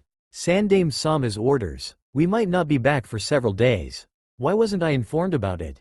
We are a team after all. The three cousins looked at each other uneasily. Haruno-san, this mission is a little beyond your experience level. It is only for the three of us. Sandaime's orders. Kakashi stated shakily. As much as she was useless, she was still a teammate and didn't deserve to be left in the dark. Oh, okay then. Good luck, I guess. Sakura turned on her heel and sprinted away. We should probably explain everything to her when we get back, shouldn't we? Shikamaru asked. Yes, we should. Naruto replied. But now we have to be going. Team 10 is waiting for us. Head out, Kakashi ordered. Hi, and the three of them disappeared into the forest. Unknown to them, Sakura hid in a nearby alley, listening to what they had to say. What more could they possibly explain to her? It was time to have a talk with the Sandaime. Kakashi and the boys arrived at Team 10's location in a little over half an hour. Asuma was casually leaned against a tree. Ino and Choji sat on the ground. Shino sat slightly farther away from them, talking with his Kakaichu beetles. The client stood at a distance from all of them, seemingly zoned out. Suddenly, Shino spoke up, Asuma-sensei, we have company. Team 10 tensed, waiting for a sudden attack. A voice was heard nearby, making them all jump. Minna. We were sent here as backup for you, ya know. It's not a good idea to attack us. Kakashi jumped out of the forest surrounding Team 10 and gave them his customary two-finger salute. Yo, Shikamaru and Naruto said, appearing out of the forest as well. Naru, Shika, Ino exclaimed with delight. She hadn't seen her friends for a long time and was extremely happy for them to be on this mission as well. Choji was grinning ear to ear. Shino was silently wondering why the Dobes were sent as backup. Nay, where's Sakura? Choji asked. The three cousins looked at each other. Listen guys, this mission has been upgraded to an A- rank mission. Gigi decided that Sakura wasn't ready for it. No offense to her, but she is nothing more than a civilian with her chakra unlocked. Naruto told them, pardon me Naruto-san, but who is your Gigi, who decided that Sakura was unfit for the mission? Shino asked, not meaning to be disrespectful. Naruto looked at Shino with a twinkle in his eye. Mine and Shikamaru's Gigi is the Hokage. Shino raised his eyebrows but said nothing and simple nodded. Kakashi turned to the client. I assume you are Tazuna-san, our client? The man nodded. We have agreed to take this mission rather than leave Wave Country to rot, and once Wave gets back on its feet, we expect the money for this mission in full. The man named Tazuna smiled a wide grin and nodded once more. This is a bad mission for 3 green genin to go on. I got Gozu and Mezu, but not doubt more will come. They've been hired by some man named Gato from the Gato shipping empire. Asuma commented, hang on, 3 green genin? Naruto and Shikamaru are here too. Ino said, yes well, they are not as green as you think them to be Ino. Kakashi told her sheepishly. The 3 genin stared at their dead last classmates in awe. Even though Choji and Ino knew what they were capable of, they did not know how good. Naruto and Shikamaru gave a nervous chuckle and rubbed the back of their heads. Ino and Choji laughed at their friend's embarrassed plight. Yep, no matter how strong they were still the same old Naru and Shika to them. Asuma broke everyone's thoughts. Alright then, let's set out. We have a long way ahead of us. Hi. Meanwhile, in Konoha Sakura had called a meeting with the Sandame. She wanted to know exactly why she didn't go on that mission. They were a team, no matter their shortcomings, or hers. Sakura found herself sitting in front of the kindly old man who was known as the god of all shinobi. Sarutobi inwardly sighed. He knew why she was here. She must have seen Naruto and Shikamaru leaving with Kakashi. Sakura-san, may I ask why you requested to meet with me on such short notice? With no disrespect sir, you seem to let Naruto and Shikamaru come here whenever they want without anyone saying anything. What is so special about them that is not about me sir? We are just genin after all. Sarutobi knew she had a point. He couldn't just tell her that those two came here to help him on mission reports and such. Shikamaru and Naruto had told him that they would only show their strength little by little until they became Chunin. It would not be good to arouse suspicion amongst any opposing nations. Shikamaru and Naruto are different. I have known them since they were small and we are quite close, like a grandfather would be to his grandchildren. Forgive me if it seems that I am favoring them. Yes, Sandame-sama, I believe you are favoring them. Sakura said feeling a bit put off that the Sandame was so close to those two. Oh, how so? Well, I met Kakashi-sensei earlier today and him, Shikamaru, and Naruto were departing on a mission. I asked why, when it was our day off, and they told me it was on your orders. Would you please tell me why they are going on a mission and I am not? She was becoming a little hysterical at the moment. The wizened old Hokage rubbed his temples. The pineapple boy, ramen freak, and porn lover could cause him so much trouble without even being her troublesome. Sakura, have your teammates explained anything to you? Sakura shook her head, but they did say that they would explain some things to me once they got back from the mission. We are teammates and therefore should not be keeping things from each other. Sakura, we are also shinobi and it is our job to deceive. Tell me, what were your first impressions of Naruto and Shikamaru? Sakura adopted her thinking pose. Well, Naruto was brash and obnoxious. He disgusted me. Shikamaru was lazy to a fault. Both showed absolutely no potential whatsoever. And now? Sakura hesitated. They seem changed I suppose. Naruto even looks different than before, taller and more mature. She almost added good looking, but then she would have to consider herself a traitor to her love Sasuke and Sasuke only movement. Shikamaru seems even more relaxed if that is possible. The two of them and Kakashi-sensei get along very well. I seem to think that sensei is very relaxed in their presence. Their skills have also improved. I'm starting to wonder if Kakashi is teaching them separately. I assure you, he is doing none of that. I am disappointed in them that they have not told you yet though. You are their teammate, no matter your differences. The truth is, Naruto and Shikamaru are not supposed to be genin. Sakura inwardly danced with joy. She knew that the two dobes had no potential and were getting kicked off the team. They are supposed to be elite shunins. Sarutobi finished. Sakura's entire world came crashing down. What? She screeched. The Sandaime winced as he delicately nursed his old ears. It is the truth, Sakura. On my orders, Naruto and Shikamaru have been hiding their relation to one another, their skills, and their potential ever since they entered the academy. You heard about how your teacher Mizuki died? You don't mean. Yes, Naruto purposely failed the exam in order to lure Mizuki out. Mizuki was planning to betray the village, so Naruto killed him. I suggested to Naruto that he and Shikamaru take on the rank of Chunin, however Naruto said that him and his cousin being promoted would raise too many questions as well as change team dynamics. You would be the odd one left out. So in a sense, they became genin for your sake. The mission they are on right now is very dangerous and you would die should I have sent you out on the field. Sakura felt very small at the moment. She didn't know what to say. She was confused, angry, and slightly jealous. The Sandaime sighed. Look Sakura, you are one of my shinobi, and as your leader I must tell you something. Either get your act together or stop being a kunoichi. Before you say anything, ask yourself, have you trained outside of the academy? Sasuke's stalking actually helped improve stealth, but she refrained from saying that. No. She admitted feebly. Not even after Kakashi asked you to the day of your first team meeting, exam? No sir. Training is not something I enjoy very much. Sarutobi analyzed the girl in front of him. No respectably kunoichi didn't train. Very well then. I have no choice. Have no choice in what? Haruno Sakura, as of now you no longer are a part of Team 7. Based on all of the mission reports as well as eyewitness accounts from clients, you did none to minimal work, leaving everything to your teammates. You never once have taken an active part in training outside of team practices, and you have only brought your team down. Forgive me for doing this to you. But you have brought this upon yourself. As of now, you will simply be a drifting genin, filling in the place of those teams who need an extra member. I know for a fact that Kakashi gave you taijutsu scrolls and asked you to improve upon your skills using it. I also know that you have ignored that. From now on you will be doing mandatory training practices under the supervision of a chunin. If in the next 2 months you do not show improvement, then I will be forced to take you off the shinobi squad. Am I clear? And that's when her world imploded. She was shell-shocked. She had no sensei, no teammates, and no friends. She didn't train and her body was not used to the physical strain that shinobi missions demanded.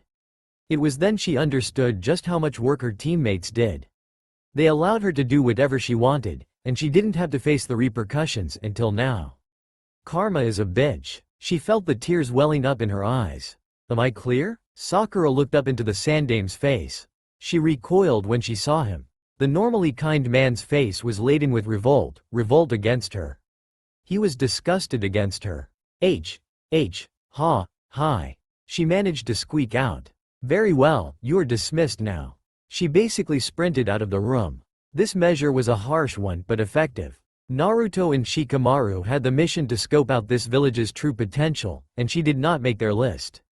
Meanwhile, the two genin teams and the client had been walking relatively peacefully for an hour or so. Naruto and Shikamaru were on constant alert. With their primary element being wind, they were able to pick up small distortions in the airwaves. Kakashi noticed the irritated twitch of his cousins. Naruto, Shikamaru, is everything alright? Kakashi signed using subtle hand motions that Asuma also saw. Something is coming, we just can't sense it yet. Naruto signed back. Kakashi nodded to Asuma, and quickly made a cage bunshin to scout the area in front of them. Suddenly, Shikamaru tensed. He flicked a kunai 38 degrees to his right. All the genin except for Naruto were confused at this. Shika, why'd you do that? Ino asked him. I thought I felt something in the forest.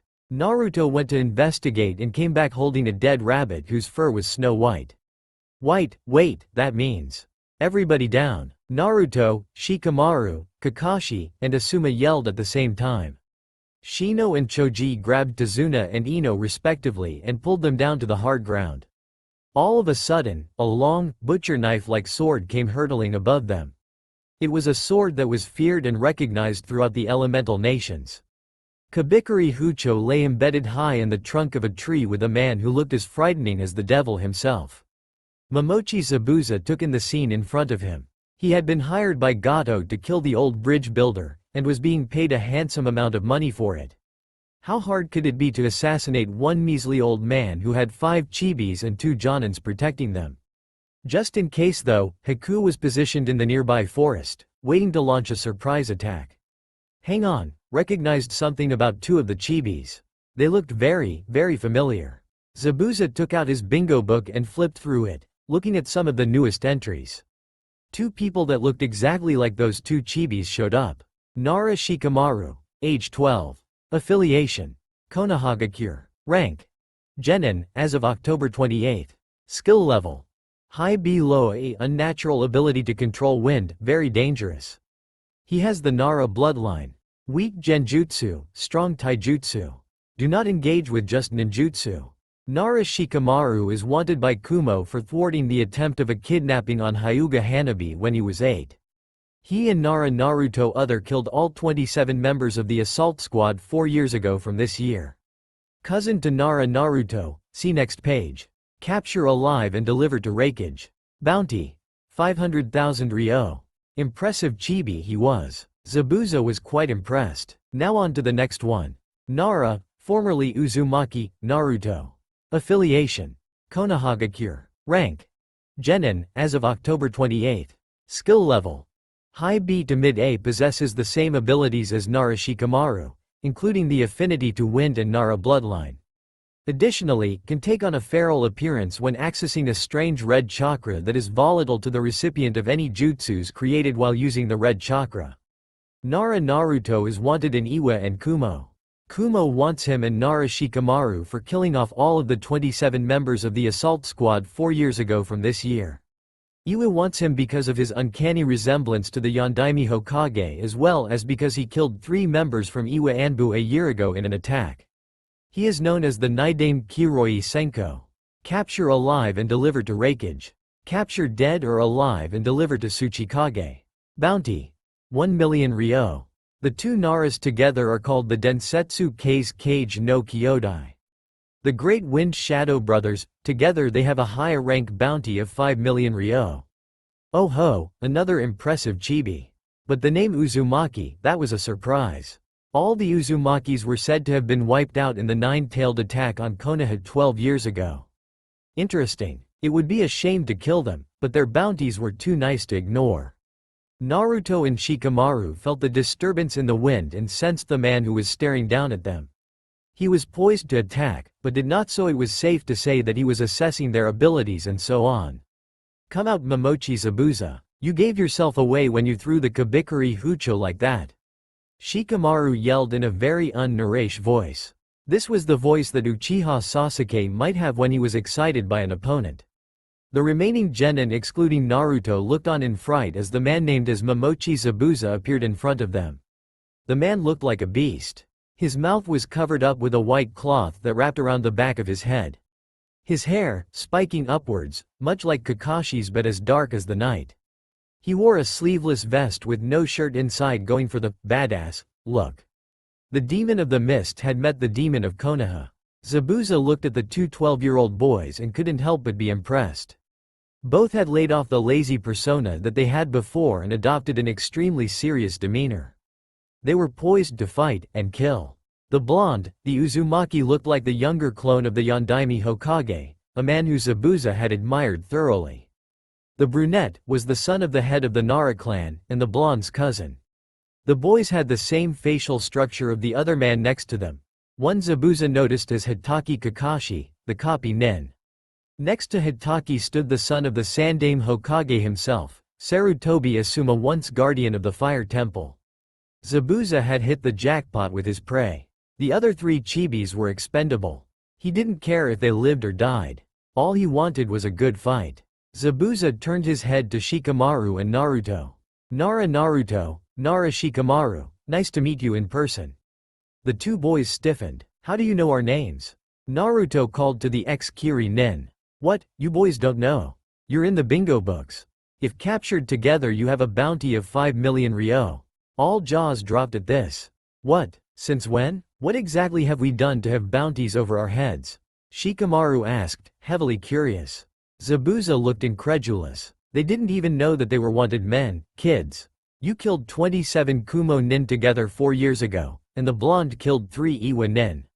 Both countries want you dead. I believe that you 2 are the youngest ninjas in the book you know. The cousins bowed their heads sheepishly. Ah shucks Zabu-chan, thanks for that. Naruto grinned. Haku looked at Naruto with jealousy from her hiding place. She was never allowed to call her father anything but father. And this boy could call him Zabu-chan. No fair. Zabuza's sweat dropped. He may be a Nara, but that was definitely his Uzumaki side coming out. The Genin and Tazuna were shocked. The 2 of them combined had killed 30 people, the majority when they were only 8 years old. Kakashi took up a protective stance covering his cousins.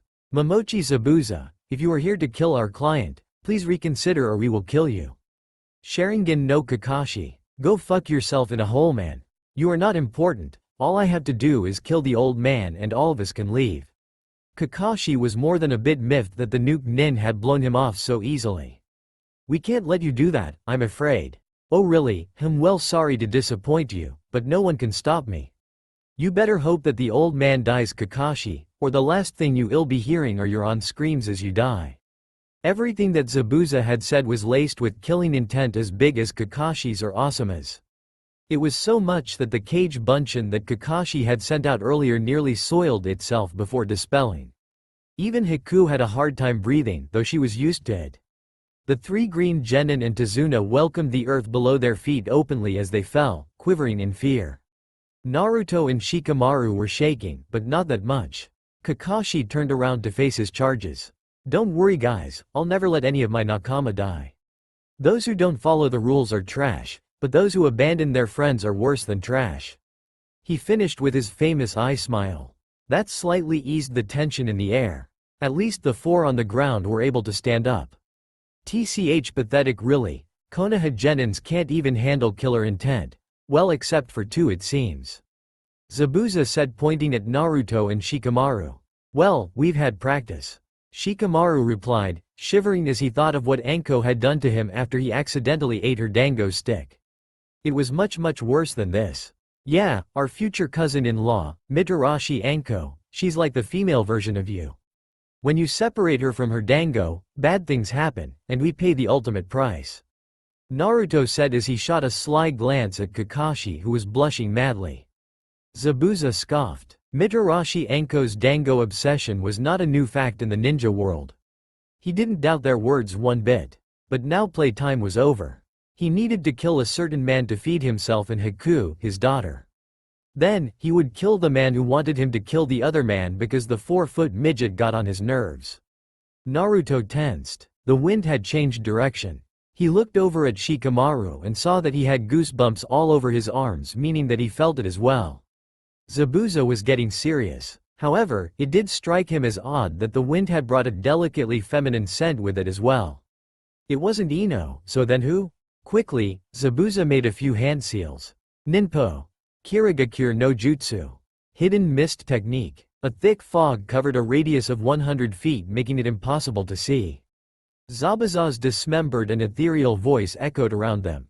Kakashi, your Sharingan is useless here. The only thing that can see through this fog is the Byakugan, and you have no Hyugas on your little team. Inwardly, Kakashi cursed. He knew Zabuza was right. Asuma, take your Genin and Tazuna to safety, we've got this covered. Asuma nodded, not that Kakashi could see anyway. Using his senses, he found his young charges and shushed them all away to safety along with Tazuna. Once they were out of harm's way, Ino asked, Sensei, Naru and Shika are fighting an S-rank nin. Is this really okay? We might not see them again. There was fright in her voice as she was worried about her surrogate brothers. Asuma chuckled. People underestimate those two too much. Zabuza said himself that Naru and Shika are A-ranked nins. They will be fine. And Kakashi's with them as well, which means that they have two A-ranked nin and one S-ranked fighting against an S-ranked nin. Now, Tazuna-san, we must go to your house to fortify it. You are in very grave danger, and I am in no mood for any more hanky-panky. From now on you will tell us the truth or we will leave. Is that understood? Tazuna looked down shamefacedly. Hi, and Gomen for putting your lives in danger. Asuma nodded in response. Otoutos, Kakashi, stay safe. Zabuza cursed. The Hokage's son had shushed quickly for him to catch the old man. He reluctantly let the jutsu go and found himself in front of three very angry-looking ninjas. Listen, I don't have to be here as long as the target isn't. So let's call it a day and go home, shall we? Haku wanted to yell at her father for being an idiot. He was the one who loved the fight, so why give up now? I don't think so, Zabuza. It's troublesome, but you tried to kill our client, so we must return the favor. Naruto reasoned. Prepare yourself. Naruto charged. Wait, Naruto. Kakashi cried as he tried to pull Naruto back, but to no avail. Shikamaru was silent. He knew that Naruto charged to assess Zabuza's skill, and he told Kakashi this. Both decided to wait until Naruto needed significant help. Suiryuden, a raging dragon made out of the water from the nearby lake, charged at Zabuza, who nimbly sidestepped it. Teppodama. The simple C-rank offensive jutsu's strength was increased tenfold as Zabuza used it. Naruto quickly dodged the water bullet and found himself high in the treetops, free from Zabuza's reach. Naruto needed a plan, and a fast one. Zabuza fought primarily using water-based ninjutsu. Fire would be useless and wind would be strong. Earth was a viable option, but none of the three cousins were adept at earth-based attacks. So wind it was. The problem with wind was that Zabuza simply avoided them because Naruto's attacks were predictable. He needed to have the element of surprise, like the wind. Kit, I know what you're thinking, and I like it. Listen, I can set up that link that you like to use. The one that only works with family. This link was devised by the Kyuubi so that any blood relation of Naruto's would be able to communicate with him using only the mind, like telepathy. Q-ni, that's a great idea. I need to connect with Kaka-ni and Shika. Alright Kit, also, don't use my power if you can avoid it.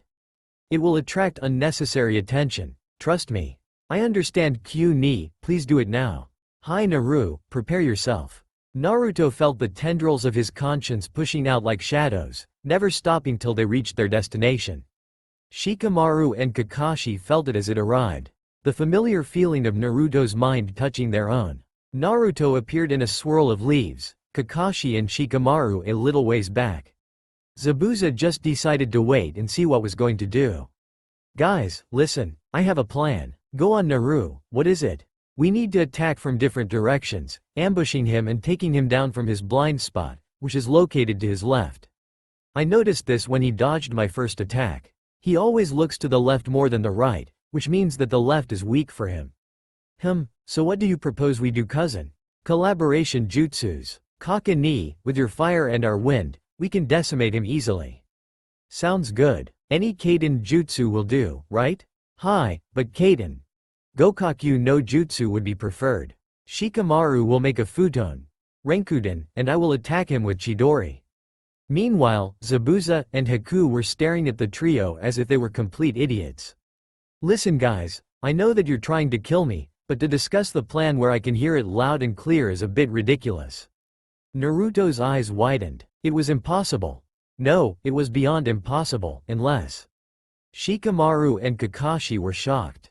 That link never failed. It was not supposed to work on non-family members. And their eyes widened at the implications as well. What the hell? Haku smiled at the stupid looks on her opponent's face. Naruto was trying to keep a cool demeanor in place. Zabuza. What are you talking about? I never moved my lips. Zabuza smirked. Are you trying to tell me that your plan to attack me using collaboration Kaiten and Futon jutsus was all in my head? Naruto sank to his knees as reality set in. Fuck, he was related to the demon of the mist, Momochi Zabuza, their number one enemy for the time being. Zabuza looked at the young boy in front of him, then to Kakashi and Shikamaru. Their mouths were open, looking on incredulously, like they knew something that he didn't. Naruto quickly stood up and regained his composure. Zabuza, I did say that, but not out loud. It was in my head. There is a special power that and only I can use that allows my mind to find and speak to family, those related by blood to me through our minds. The only way that you could have heard what we were saying is if you are related to us. Zabuza processed this information and let it slowly sink in. Well shit, he was related to the Yondaime Hokage Chibi, and he didn't even know how. Although it was true that the blonde's name used to be Uzumaki, it was too far of a stretch. So who was this kid to him? Haku stared at the blonde-haired boy. Was he really family? Chibi, that's impossible. I never had any family except for my daughter and sister. However, my sister was killed 20 years ago in the Bloodline raids in Kiri when she was visiting me from our home village. Kakashi gasped. No, it wasn't true. It couldn't have been. Uzumaki Kushina, Momochi Zabuza. Both were well versed in water-based jutsus, both had the same brash demeanor, and that face. It could have been a manly version of his aunt. What was the connection between the two? Tell me, Zabuza, does the name Uzumaki Kushina mean anything to you? Kakashi asked apprehensively. Shikamaru and Naruto looked at their cousin incredulously for a moment before realizing what he meant. If Zabuza was related to Naruto, it would only be from the Uzumaki side. Zabuza looked as though he had been electrocuted thousands of times by a rakery. How the hell do you know the name of my sister? He roared. Naruto trembled. This man? No, this demon was his uncle? The man who murdered his entire genin class was an Uzumaki.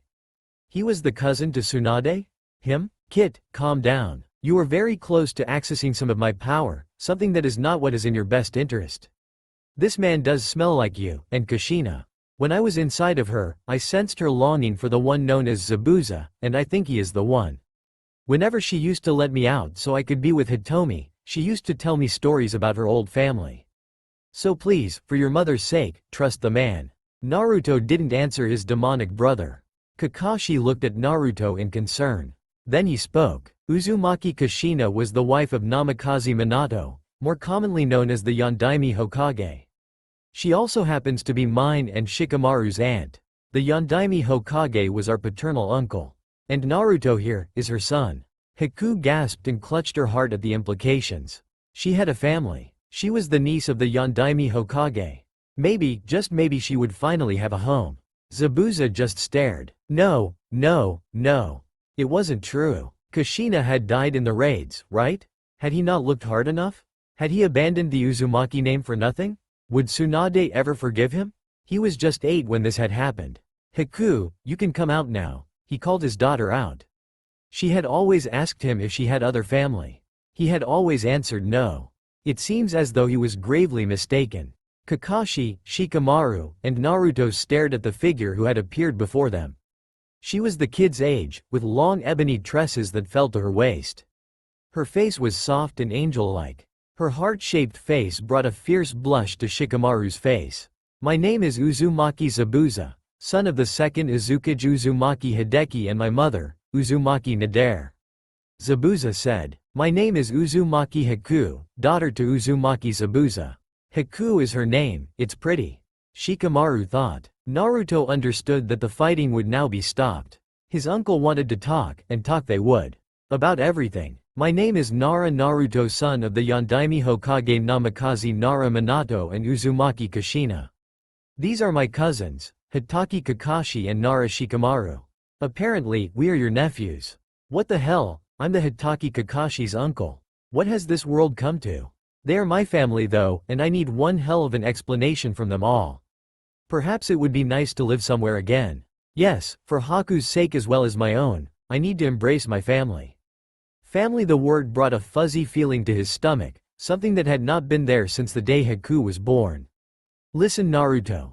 I don't know exactly how to say this, but I know. Naruto replied. You don't want to kill Tazuna-san anymore. I understand. I also realize that the both of you need a stable home. This is something we can provide for you. Even if you once were our enemy, I can sense that you are confused about some things. Listen, this is all ridiculously fast, but come to Konoha with us. All eyes widened at the implications. Naruto continued. You need a family, we can give you that. The both of you would be a tremendous asset to Konoha. Haku, I don't know your skills, but if you were taught by Zab, Oji-san, then you must be the best. Haku blushed slightly at the praise. Zabuza was amazed how accepting the kid was, he had even called him Oji-san. You will have the protection of the Senju, Nara, Hitaki, and Namikaze clan. Essentially, the founding clans of Konoha will give you their support. Plus, now that you will be revealed as an Uzumaki, you will become clan head and take the Uzumaki seat that I have held. You should know that I hold the current seat of the Namikaze in my great-uncle Jiraiya's stead. He also happens to be the husband of Tsunade Ba-chan. Don't worry about anything else. Zabuza and Haku were speechless. Shikamaru decided that it was he spoke as well. Listen, no one is forcing you to do anything. It's just that Naruto and I, we are cousins. No, we are brothers. You might not be directly related to me, but any family member of Naruto's is by default mine and Kakane's as well. We, the three of us, can't bear the thought of unknown family not being protected, even if you can protect yourself. For all you knew, if this meeting never happened, Kakane could have stuck a Chidori in Haku's chest. Would you want that? Uzumaki Zabuza, from this day forth you are our uncle, with Haku being our cousin. Drop the name, Momochi, and rebuild the Uzumaki clan to its formal glory. This I beseech to you, a nephew asking his uncle. Haku had tears running down her face. Otto-san, please, no, I need a family. This is ours, please don't say no. Haku looked up at him with her puppy dog eyes. It seemed even the most terrible demon was human when it came to his daughter. The truth was, he was never going to disagree to their idea. He needed this as much as she did. Answer me one question. She's dead, Naruto said before he could ask. Ah, I see. Well then, my nephews, we have much to talk about. I fear I have missed too much in the last 20 years. Perhaps you can fill me in on 12 of them. Naruto, Haku, and Shikamaru grinned. Family always came first, no matter what. Kakashi sighed. He had another uncle who happened to be a S-ranked nin. He also had a kawaii cousin who Anko would no doubt glomp the second she saw her. But, they were family, and family loved each other. Oji-san, we should get back to the others at Tazuna's house or they might get worried. We should explain everything to them, and then we will find Gato and kill him. Kakashi said. Surprisingly, it didn't feel too weird to call the man Oji-san. They really were a family. Zabuza chuckled. Deal, but I get to kill that man. I was planning on it anyway, after I saw the state of the country. Don't worry, you'll see. And they did indeed. As they entered Wave Country, the civilians had looks of fear on their faces. It was as if they were expecting the family to attack them at any moment. Instead of terrorizing the civilians anymore, they simply jumped from roof to roof, looking at the ruins of a once prosperous country. Markets were poorly stocked, a few small fish and shriveled vegetables. The only thing of relative abundance was rice. Lots and lots of rice. Naruto made a silent vow to make the people who did this to the country pay. And it would hurt bad. The party of 5 stopped at an open clearing. They didn't know where Tazuna's house was located. Kakashi decided that the simplest way to find the others was a summoning jutsu. Kachiyose no jutsu. A puff of smoke revealed a small pug with a blue gi wrapped around it and a Konoha headband strapped to its head. Yo, Kakashi, Naru, Shika. It's been a while. Pakun noticed that the other two in the group smelled like Naruto. Pakun, can you get us Asuma's scent? We have to find him, now. Kakashi said. No problem pup, follow me. Within 5 minutes the group arrived at a modest 2-story house. Wonderful smells were emanating from the house. A pounding of feet could be heard as the family neared the door. It was thrown open by a frantic Ino who immediately glomped Naruto and Shikamaru. You idiots, you had us so worried. What happened? Are you alright? Are you hurt? Shikamaru and Naruto sweat dropped at their sister's frantic questioning. Can we at least come in please? Naruto asked with a twinkle in his eye. Ino blushed and muttered something about ungrateful bastards under her breath. Asuma looked wary when he saw Zabuza and an unknown Kunoichi make their way into the cramped kitchen. Tazuna was frozen in place as he thought that the ninja had decided to turn against him and kill all of them. Seeing Zabuza shift uncomfortably under the gaze of the people, Kakashi decided to speak up. There is something we all have to tell you. Zabuza will be returning home with us after the mission is over. What? Now wait, hear us out. There is a very good reason for this. You see, Zabuza is kind of my uncle and Shikamaru's and especially Naruto's. Kakashi said with a sheepish grin as he rubbed the back of his head. That's all for now. If you enjoy then please like, share and do comments.